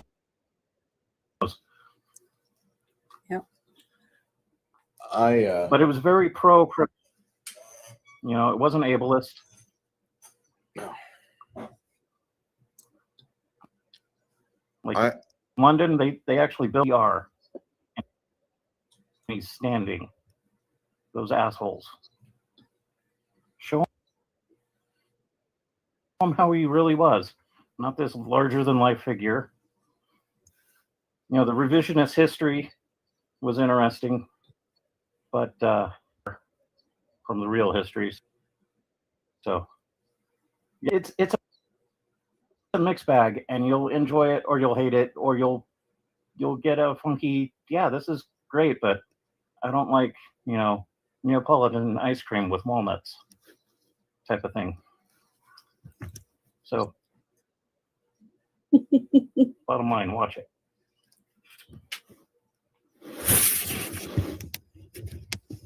I want to add real quick though. If I had sat and watched this movie by myself, I probably would have hated it more. But because I got to sit and watch it with both of you, Take care, Mac. it made it way more entertaining. That's all I wanted to add. Go ahead, Bruce. I'm sorry. This movie takes me back to when I first discovered the veteran comedy scene. And I want to say that this wasn't the first Ross Patterson project I'd bumped into. I was in Round Rock, Texas on Thanksgiving 2016 and watching this film called Range 15, which is on our list of things to watch. Mm-hmm. And Ross Patterson is in that film. He had moved to Austin at the time, and he had a podcast which he was doing out of Austin, and he had a bunch of people in the vet bro community. He had some vet bro coffee people get close, and so they were starting to do a vet bro scene over in San Antonio, and it was gonna be over in Austin, and Austin looked like it was gonna be the place to be if you were a vet. And something happened. I don't know what it was, but at the time I was an ambassador for BRCC, Black Rifle Coffee Company. And I was actually churning money with a link. Here's 12% off.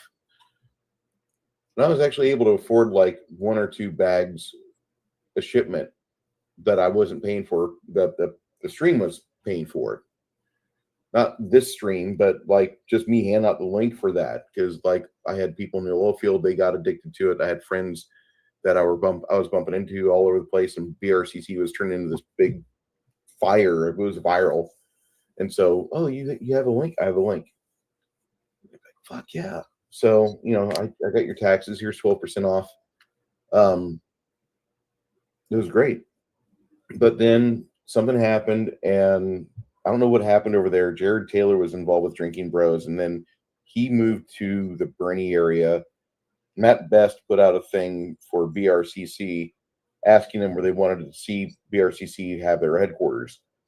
And it wasn't long after that San Antonio was going to be the headquarters, because the vet community in San Antonio is probably the largest in the nation. And I'm not trying to slight San Diego or Norfolk or anywhere in Georgia that's got a military base nearby. I'm not trying to pick on you, Leavenworth, but I'm just saying that the vet community in San Antonio told this guy, bring your coffee company here. We've got people. And so a lot of them came over here, and I started making inroads and talking to people. It looked like my life was going to go on a different path for a while. And I was really impressed with just who I was meeting and who I was bumping shoulders with. And then the Drinking Bros podcast kind of fell off. They might still be doing it. I just haven't heard much from him lately. But this movie takes me back to a time when my movement to Texas, like 3 years later, like I knew I'd made the right choices because I'm bumping into the type of people I want to meet. I'm bumping into the type of imaginative, creative individuals that I want to be around. People that have served, people that have like got limbs missing, people that have got stories to tell, and people that are always there. They got your back, and that was it. You know, like I didn't recognize who my actual friends were at the time because we were all kind of out for each other. We were very shallow.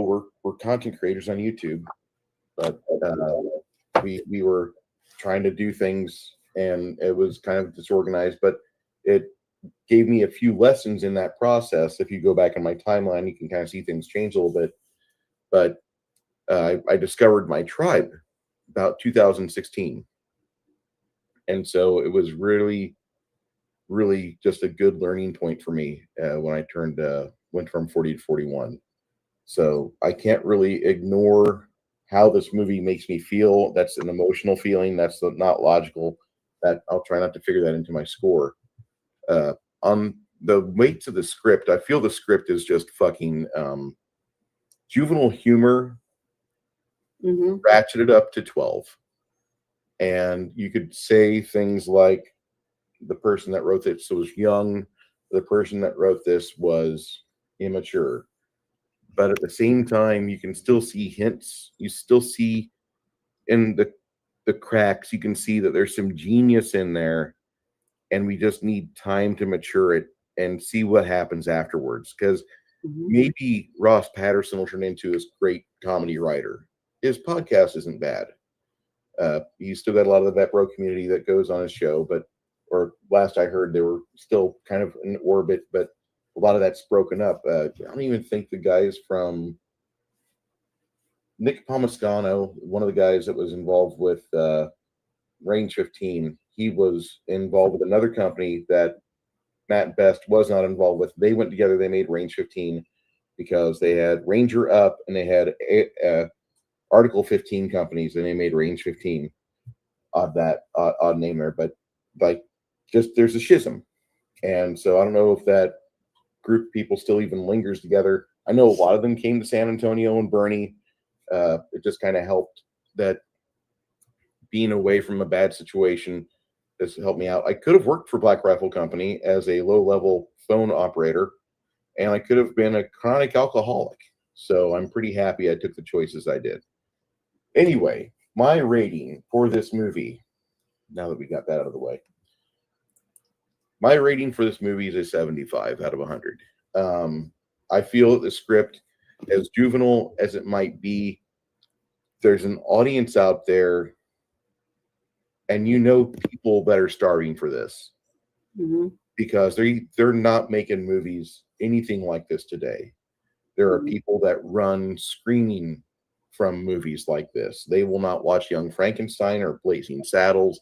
They will definitely not watch a film like this. But there is a group of people out there that want you to introduce something like this to them. It's crass. It's got foul humor. It's lowbrow humor.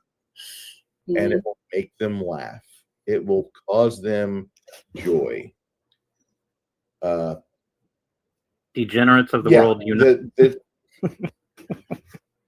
you have to find the people that appreciate you in your journey. And no matter what you might think, like, oh, you don't have like 20% to make 100%, you're only 80% compatible. A lot of people fuck up and they don't realize you're an 80% friend. The 20% we disagree on, we take sandpaper and we file away the good things about our friendship instead of enjoying the things we do like together, the things we do agree on together. I feel this is a 75% rating because the script for that group of degenerates, which I so proudly associate with.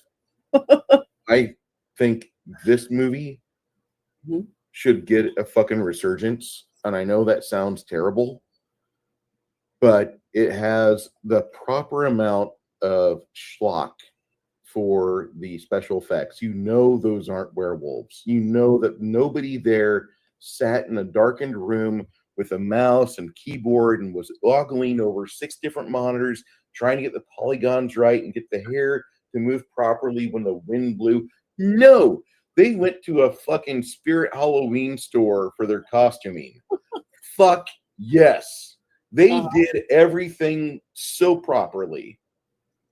And I think that it's the right level of special effects. I think all the horrible CGI in this movie, and there's a lot of bad green screen, like it just makes.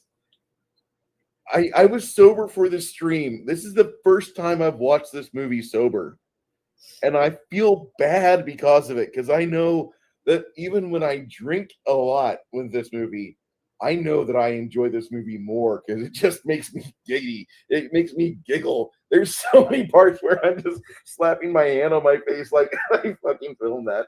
They fucking filmed that. And there's a part where little Roosevelt, he poops in a jar. And this time I was sober when I watched it, and I'm like, I wonder if he really pooped in a jar. It looked real.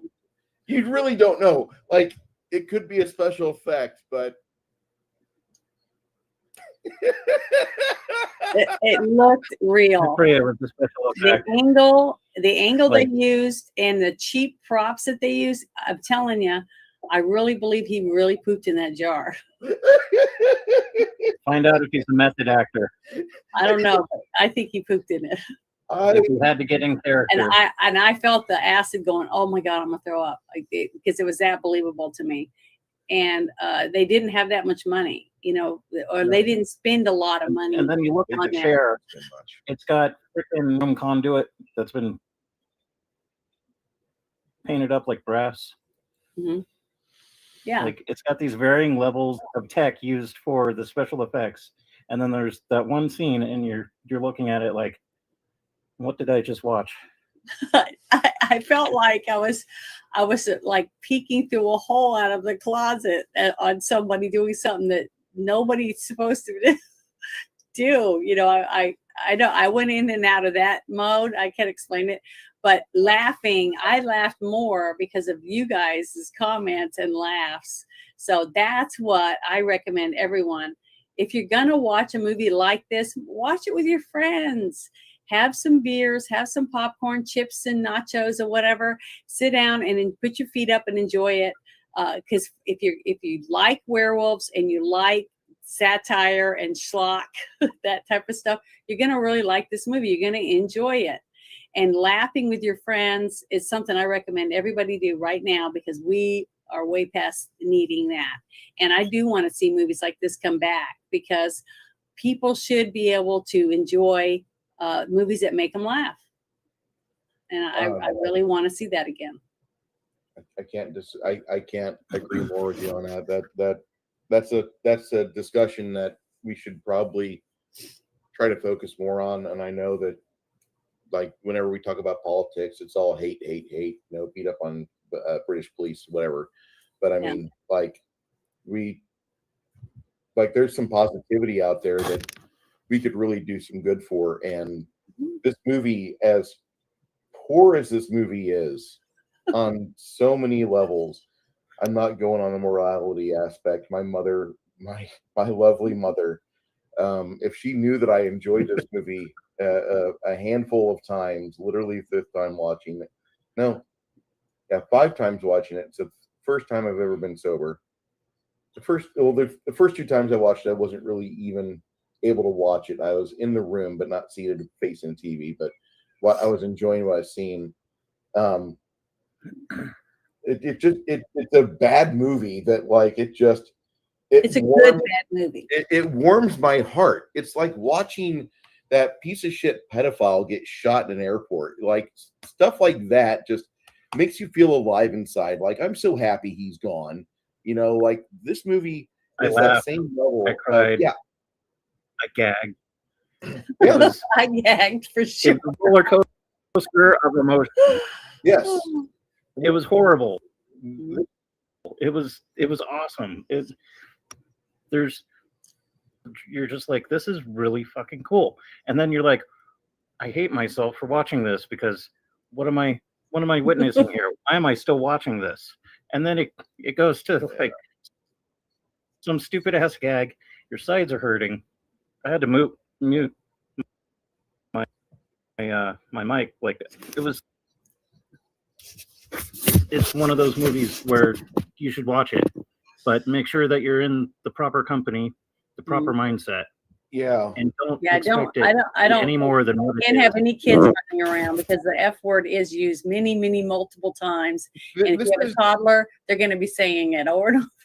this is like an F-bomb frequency movie, like what Glenn Ross is. Just to let you know, that F-bomb's a comma. Yeah. It happens, but I'm gonna watch this movie again, and when I find a good stream of it that's uninterruptible, yeah, I'll throw it out there like, hey, we're gonna watch a really bad movie, and God bless you, Ross Patterson, for writing one of the most gracious scripts for a 12-year-old boy like me, and I'm so thankful for you.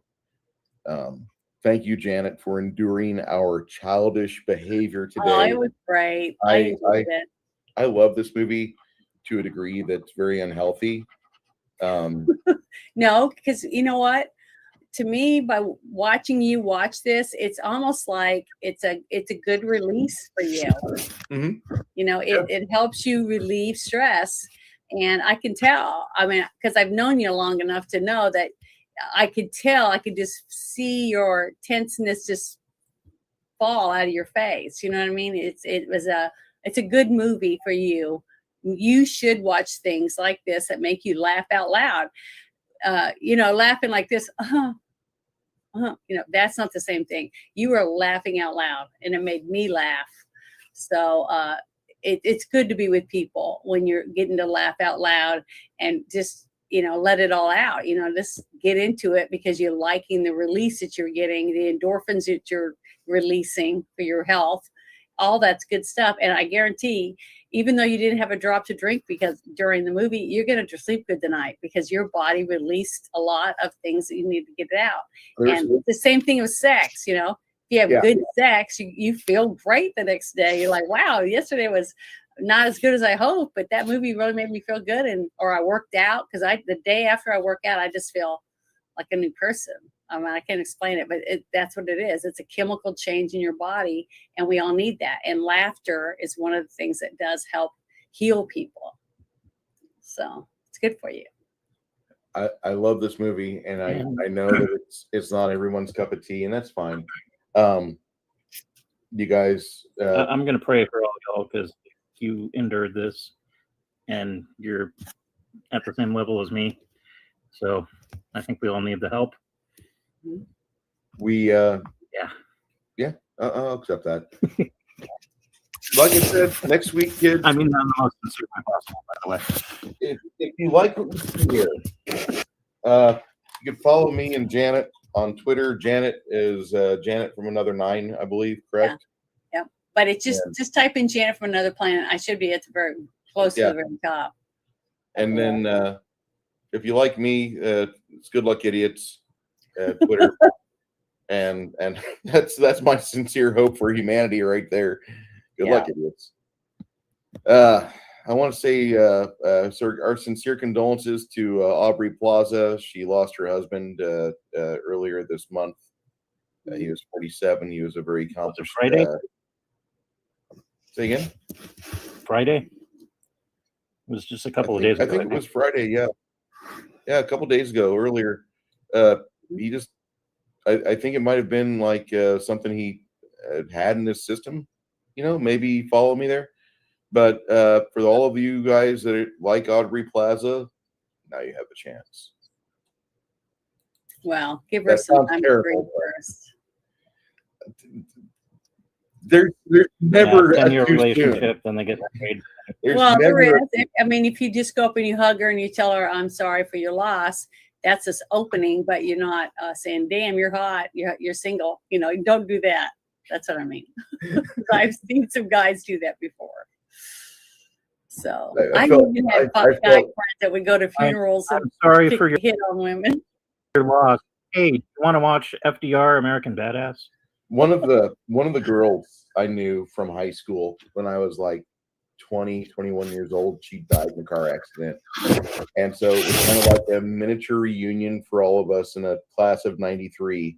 There was a total of 90 of us out of the class of 93, and now there's like 87 in 97 now, and like I'd say 60 of us kind of met up and we brushed against each other's shoulders in that funeral parlor. And I got to say that, like, it's kind of awkward when one of the girls you knew in high school, like, she wears the same perfume, which just this brings back a memory. And for like Janet, I feel sorry for you on this. Well, not really, because I know women have the same reaction where your sex organ gains a heartbeat and it starts directing you in your activities. Yeah, because cologne does the same thing for women. Cologne's terrible. I'm at the fucking funeral parlor and I'm posting wood and I'm trying to like hug people from far away. And one of the girls, Carissa, she's just bawling her eyes out. Come here, Bruce. And then like all of a sudden her eyes get wide as like against the fabric. Like it's and I'm like, Carissa, this isn't the time. And she's looking at me like in a different light. I was never like, I was in the Omega class, not the Alpha class. I was a chud in high school. I haven't changed much, but I was a geek and I did geek stuff and went to the Navy. When I came to the Navy, I was more focused on fitness and such. And you don't see the same fat fuck that you see here. We have photos, we have interwebs, but I was 22 or 21 years of age at the time, and like it was just like kind of too fit for the still in your prime. Yeah, seriously. You're like, down, boy, down. And then like the rest of the time I was at the funeral parlor, I'm trying to position myself to angle towards the exit because it's not going away. Like Annabelle's like I can still smell it if I think about it for 10 seconds. I can get the scent in my nostrils and I'll have the same reaction, which is not pleasant unless I need the reaction, which is great because it's a simple trick, man. If you learn how make sure you go buy that and keep it at home, because if that works for you, then that's great. But there's a lot of people that lost their sense of smell, and it's really hurt a lot of marriages. Blue velvet and like cup it. The memory of that smell does more for me than the smell itself. It's a wonderful thing, but I couldn't get out of the funeral home fast enough because like I was downwind of Annabelle, and like all I want to do, I want to leave, and I'm here hugging for another 20 people, and like it's kind of weird because like 6 of them were dudes, and so we're crossing swords, and I didn't feel bad because like there were other guys having the same male issues as I was, where we're all together. We haven't seen each other in a few years. Why don't we all go hang out and drink together? So like that night, the Warrensburg PD had like 3 DUIs from like one stop. It was great, but wasn't involved with that. But I got to say it was very interesting because like I'm just trying to leave. Let me grab my girlfriend and go. She wasn't from your high school. We're just trying to leave. And I was happy that I wasn't the only one that was affected like that. Like that was like, okay, I'm not the only one. Good. No, it was Duggar perfume. That's good. Listen, I need to get behind the road so I can go rub this out while I roll down the road. Okay, I'll talk to y'all later. being in your 20s is great. Kids, do you even know what this perfume was? Which one it was? What brand it was? Or anything? That you could buy it if you wanted it? I don't even think they make it anymore. So I thought they discontinued it in 2005, and it wasn't like a super expensive cologne either or perfume either. It was like a $50 bottle for like 3 ounces. Yeah, that's not too bad, I guess. No, it was a relatively inexpensive one, but that was like and I never. It was just one that, like, wow, that's good to know. $50 can provide that. Thanks. Well, I know what I like, what I think smells good, but I've never had anyone tell me, wow, what perfume you wearing. I've never had anyone ever tell me that. So mine might not be very good. Remember this, gentlemen, when we have the meetup.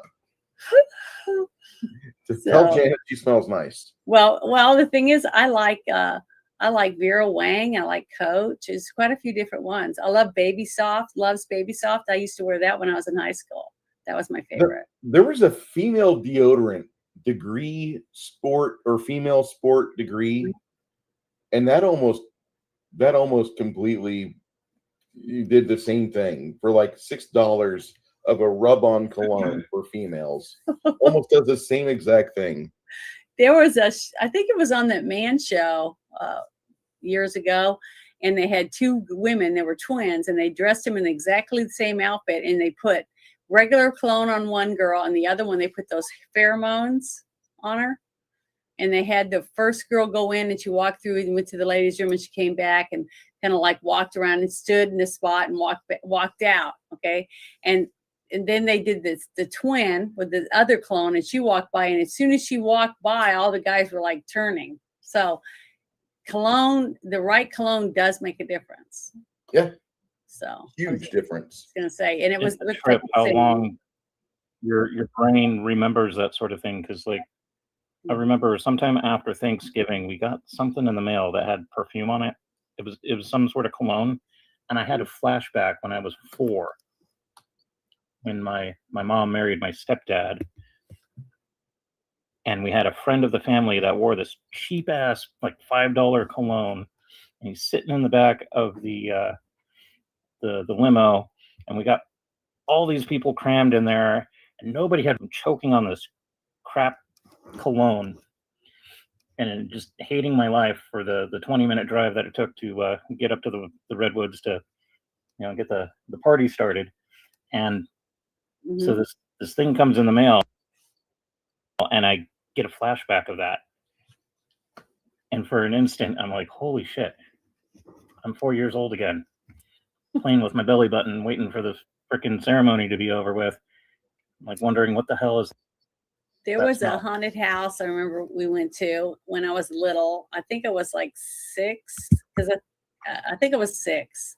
And my dad was holding Sandy, and I was hanging on his leg. And then Dan and Kathy were behind us, and we were going through one of the haunted houses, and one of those really scary ones. I mean, they're like real professional.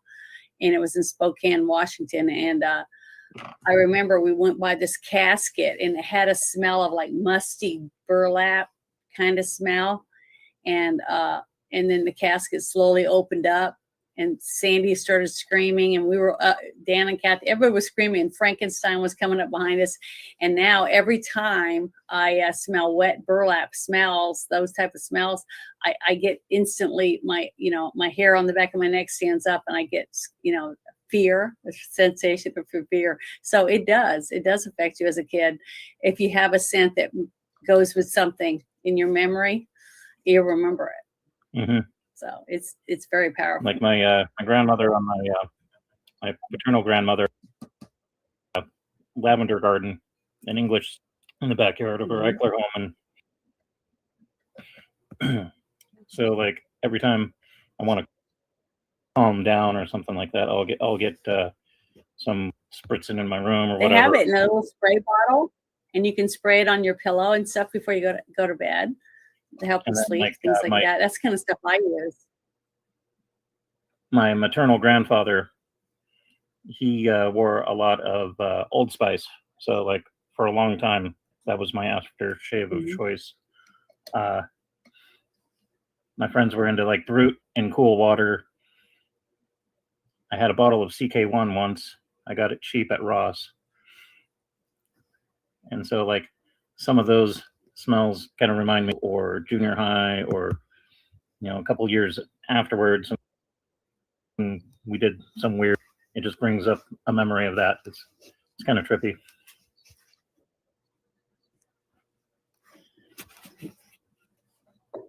Yeah, I don't know the names of some of the colognes because I just smelled them on people. But I've smelled a couple of colognes where I went, and I turned to see who it was because they did smell really good, whoever it was. And I didn't, they were strangers. I wasn't going to ask them what cologne they were wearing. But yeah, so women care about cologne. I think cologne affects women.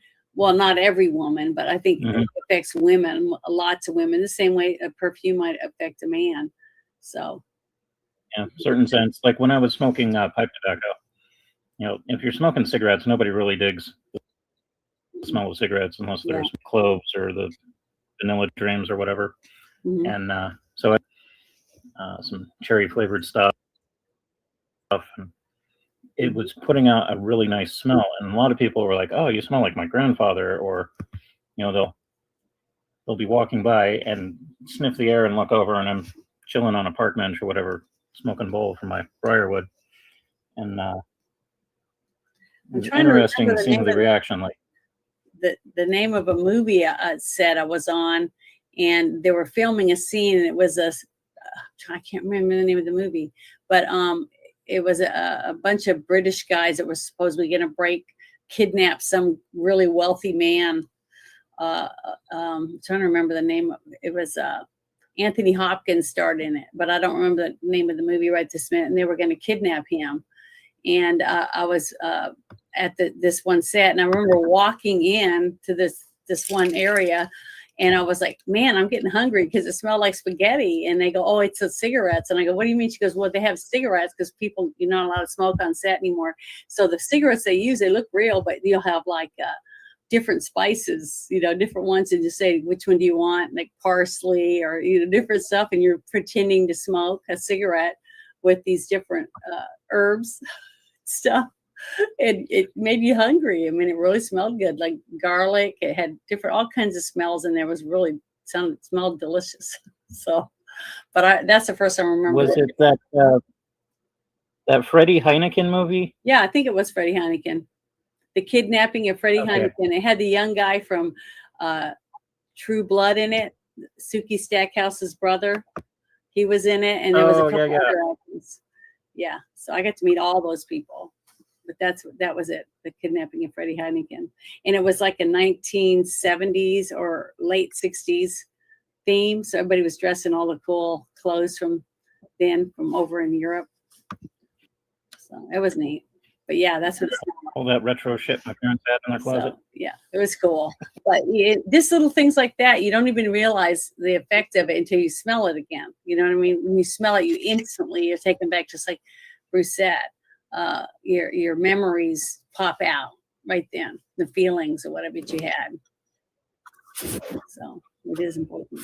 I mean, it's a men problem, like just the spontaneous blood flow of erection that, like, well, women have the same thing. It's just ours is internal, so no one sees it. But our feelings, your breath, how you breathe, your heart rate, and all that stuff still changes. Mm-hmm. So. And most time, guys don't pay attention enough until they get older. Then they can pick up on things. Then they realize what power they have. But they're clueless. Men are clueless until they're older. When you're in your teenage years, especially, you're focused on public appeal and how people receive you. And so, like, you're always worried about things like, I have an awkward boner right now or whatever. But women, you girls are lucky because all you do have the same thing going on, but you guys can hide it a lot easier. Not saying it's a little more discreet. But the bad downside to that is a guy, if you have to pee, you can pull over on the side of the road and pee really fast, just unzip and fly. A woman can't. A woman has to find a place to run into the woods and pull her pants down. I mean, it's totally different. So we have to deal with the bad end of one part of it and good maybe on another part of it. But, God made us that way. Different. Both of us are totally different. It's a little wonky at half. It's hard to pee. Yeah, it's I hard wouldn't know. I wouldn't know, but all you really have to do is just imagine having sex with Rosie O'Donnell, and typically the blood flow just immediately, it's over. It's gone. Eden, Rosie O'Donnell. Well, I in hate a to tell you combination this, but the that doesn't number do me.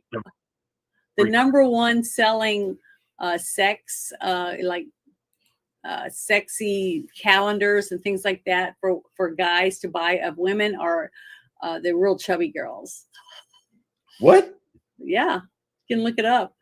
There's a couple women right now on Instagram that they're like at least 300 or more pounds, and they have like 1 million subscribers, and they just walk around in skimpy clothes or dance around and do all kinds of stuff in their house, and men find that attractive apparently. Okay. I just It's a kink. remember Wee Man trying to do that on an episode of Jackass, and that Which poor one? guy, What was he doing? Wee Man. Yeah. He was on a bed, and they got like a 400, 500-pound woman to To smother lay him. on him? And his little legs were kicking, and Yeah, I felt so bad for him. died. Yeah, there was I went to a convention and they were like saying, do you want to be a member of the Rolling Thunder? And I was like, what the hell is that? I go, what is it? And they said, well, you want to see someone be initiated? And I said, sure. So I was like, interesting. So I told them.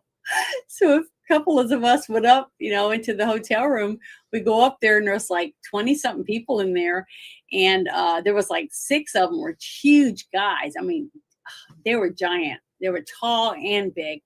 And they had this other guy, and he was going to be initiated, but he wasn't as big as him. He wasn't as big. And you had to be a certain weight. I think 300 pounds was the smallest you could be to join this the Rolling Thunder. And I said, but why do you call yourselves Rolling Thunder? And they said, we're going to show you. And they bring the guy in that says, and they're chanting and stuff. I can't remember what they were saying, but we were just watching. And the guy lays on the bed, and they took all the pillows and everything off. It was stripped completely, I guess, so that they could make sure he wasn't dying or whatever. Someone just die. And all of a sudden, the other guys come around the bed, and they all start piling on top of the guy. It had to be 1,000 pounds or more. I mean, they were huge people. And all of a sudden we hear like exhale, and everybody's get off of him. So he lived, but he was purple basically when they got him out from under, and they were all clapping and stuff because he lived, and now he's a member of the Rolling Thunder. I was like, no, I don't think I'll ever join your club.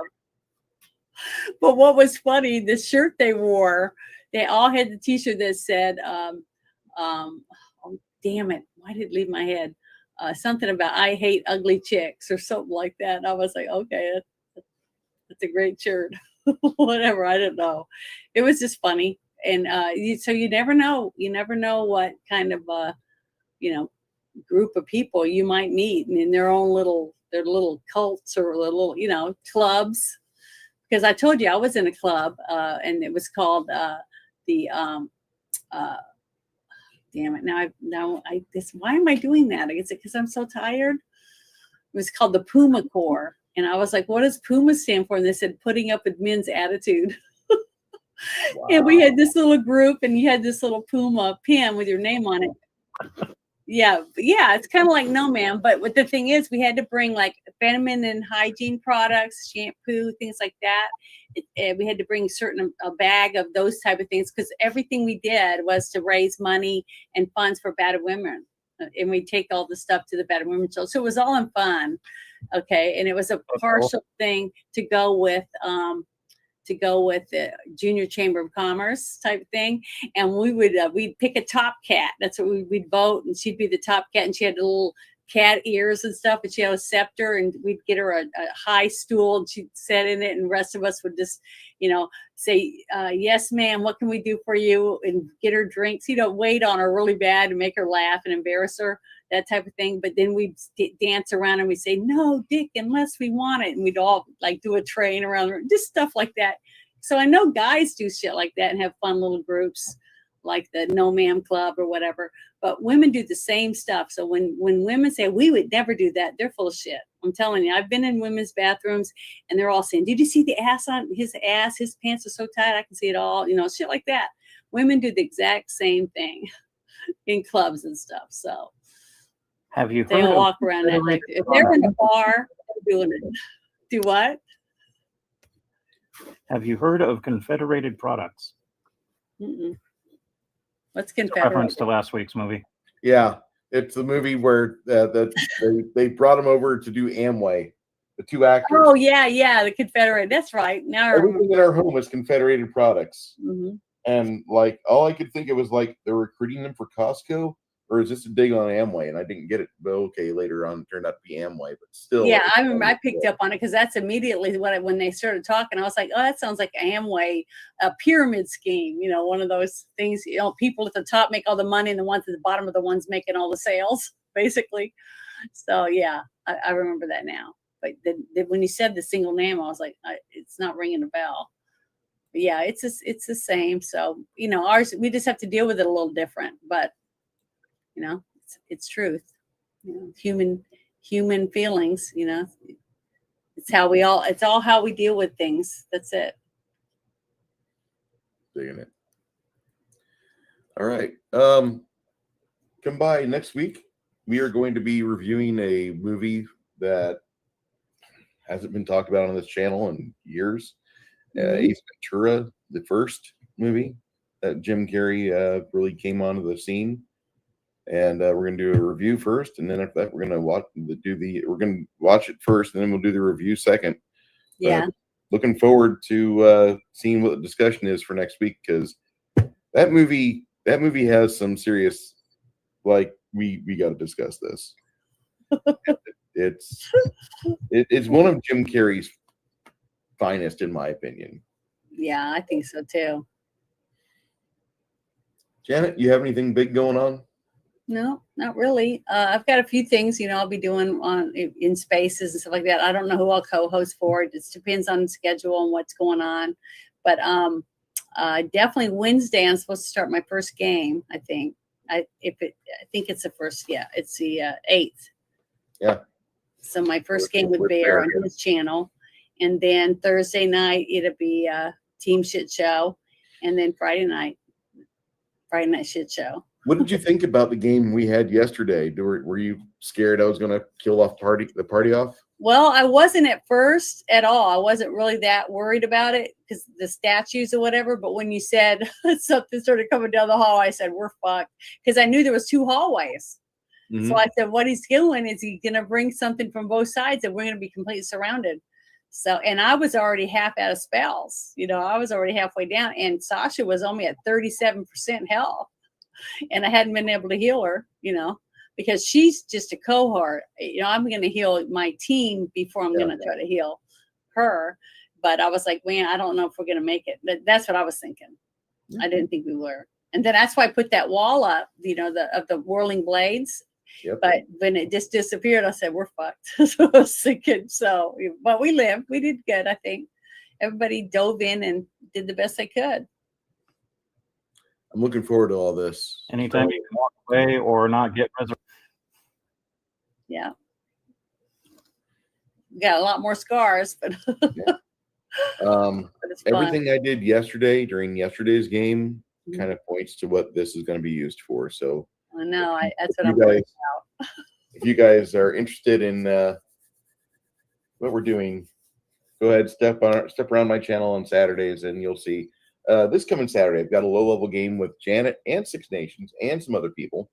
We're still praying for Flatey to have all of his woes in his life calm down and even out so he can come back to the streaming life. He's got some things keeping his seat warm. Yeah, we're going to keep his seat warm. We even showed off his NPC yesterday. Say again? Keeping the porch light on for you, bro. Yeah. Six Nations, Crafting Gamer, Janet from Another Planet, and Nerdy Yogurt are my 4 for that. And looking forward to seeing how that campaign turns out and how that rule set's working out for them. I hope they enjoy it. My name is Bruce, and thank you for coming by the channel today. We'll be back later on this coming week. Make sure you tune in to Janet on Thursdays and Fridays, and stop by Bear's channel on Wednesday night to watch Janet get a chance to play her first game without me as a dungeon master. I'm looking forward from the beginning, you know, coming up with the character and everything. So I've never done it. That's why I wanted to do it. I thought it'd be fun. Oh, you're gonna have a blast. you're gonna have a real I'm a blast. nervous wreck though. My palms are sweating right now just thinking about it because I don't want to let people down. I just hate the thought that I might, I don't know. It's just dumb, but oh well, I can't help it. It's just most of my a game. life putting people down. It's nothing. You just smile and nod, and it'll be fine. Because I think that Bear is going to be a lot tougher than Bruce is, even though I think sometimes Bruce do something and I go, oh God, we're not going to make it, because I have died, already in our campaign. So I just want to do a good job. You know what I mean? Okay. So Just be you. well, okay, I will. For the Crafting Gamer, I want to say thank you again for being a member for 14 months. Again, thanking our friend Keto Simple for stopping by today. And you didn't have to give that super chat last night. I've almost got the logo design set up, and so I'll get you a scan of that here in probably a day or two. But looking forward, I'll be doing a logo design for myself, and he'll be using I that want it for because I want to make you a logo. Okay. You want to make me a logo? Yeah, like the one you can hang on get your your, wall right there by your desk. Okay. Your thumbnail of Zeus on the throne, but with your face, diamond art. Yeah, that's what I'm saying. Send me a picture that you want me to make for you, like a logo or whatever, because I did it for Az and Geeks and Gamers and Ryan Cannell and Doomcock. I've done all theirs, and I think they turned out good. They seemed happy. I sent you a picture of Az's. I love Az's. It turned out really good, and he really liked it. He was really happy, and he's got a special place on the wall, and he's got his little light up there. It looks good, I think, and I was happy to make it for him. It's fun. I enjoy doing it, especially for people I feel proud. Oh, I made one for Nerdrotic too. I forgot about that one. So we'll be in touch here very shortly, Janet, and Keto will be getting that finalized image for you, because we'll be using that for the intro for this channel. I'll be more than happy to advertise for Keto Simple even further, because he always is pointing people in the right direction. And in terms of healthier living, he's always out there trying to help. So he's a solid dude. Yeah, he is. He really is. One and all, he's one of the few with cool beard. He's got a great beard. This is amazing. Gotta appreciate You all it. be good. Massive beard. All right.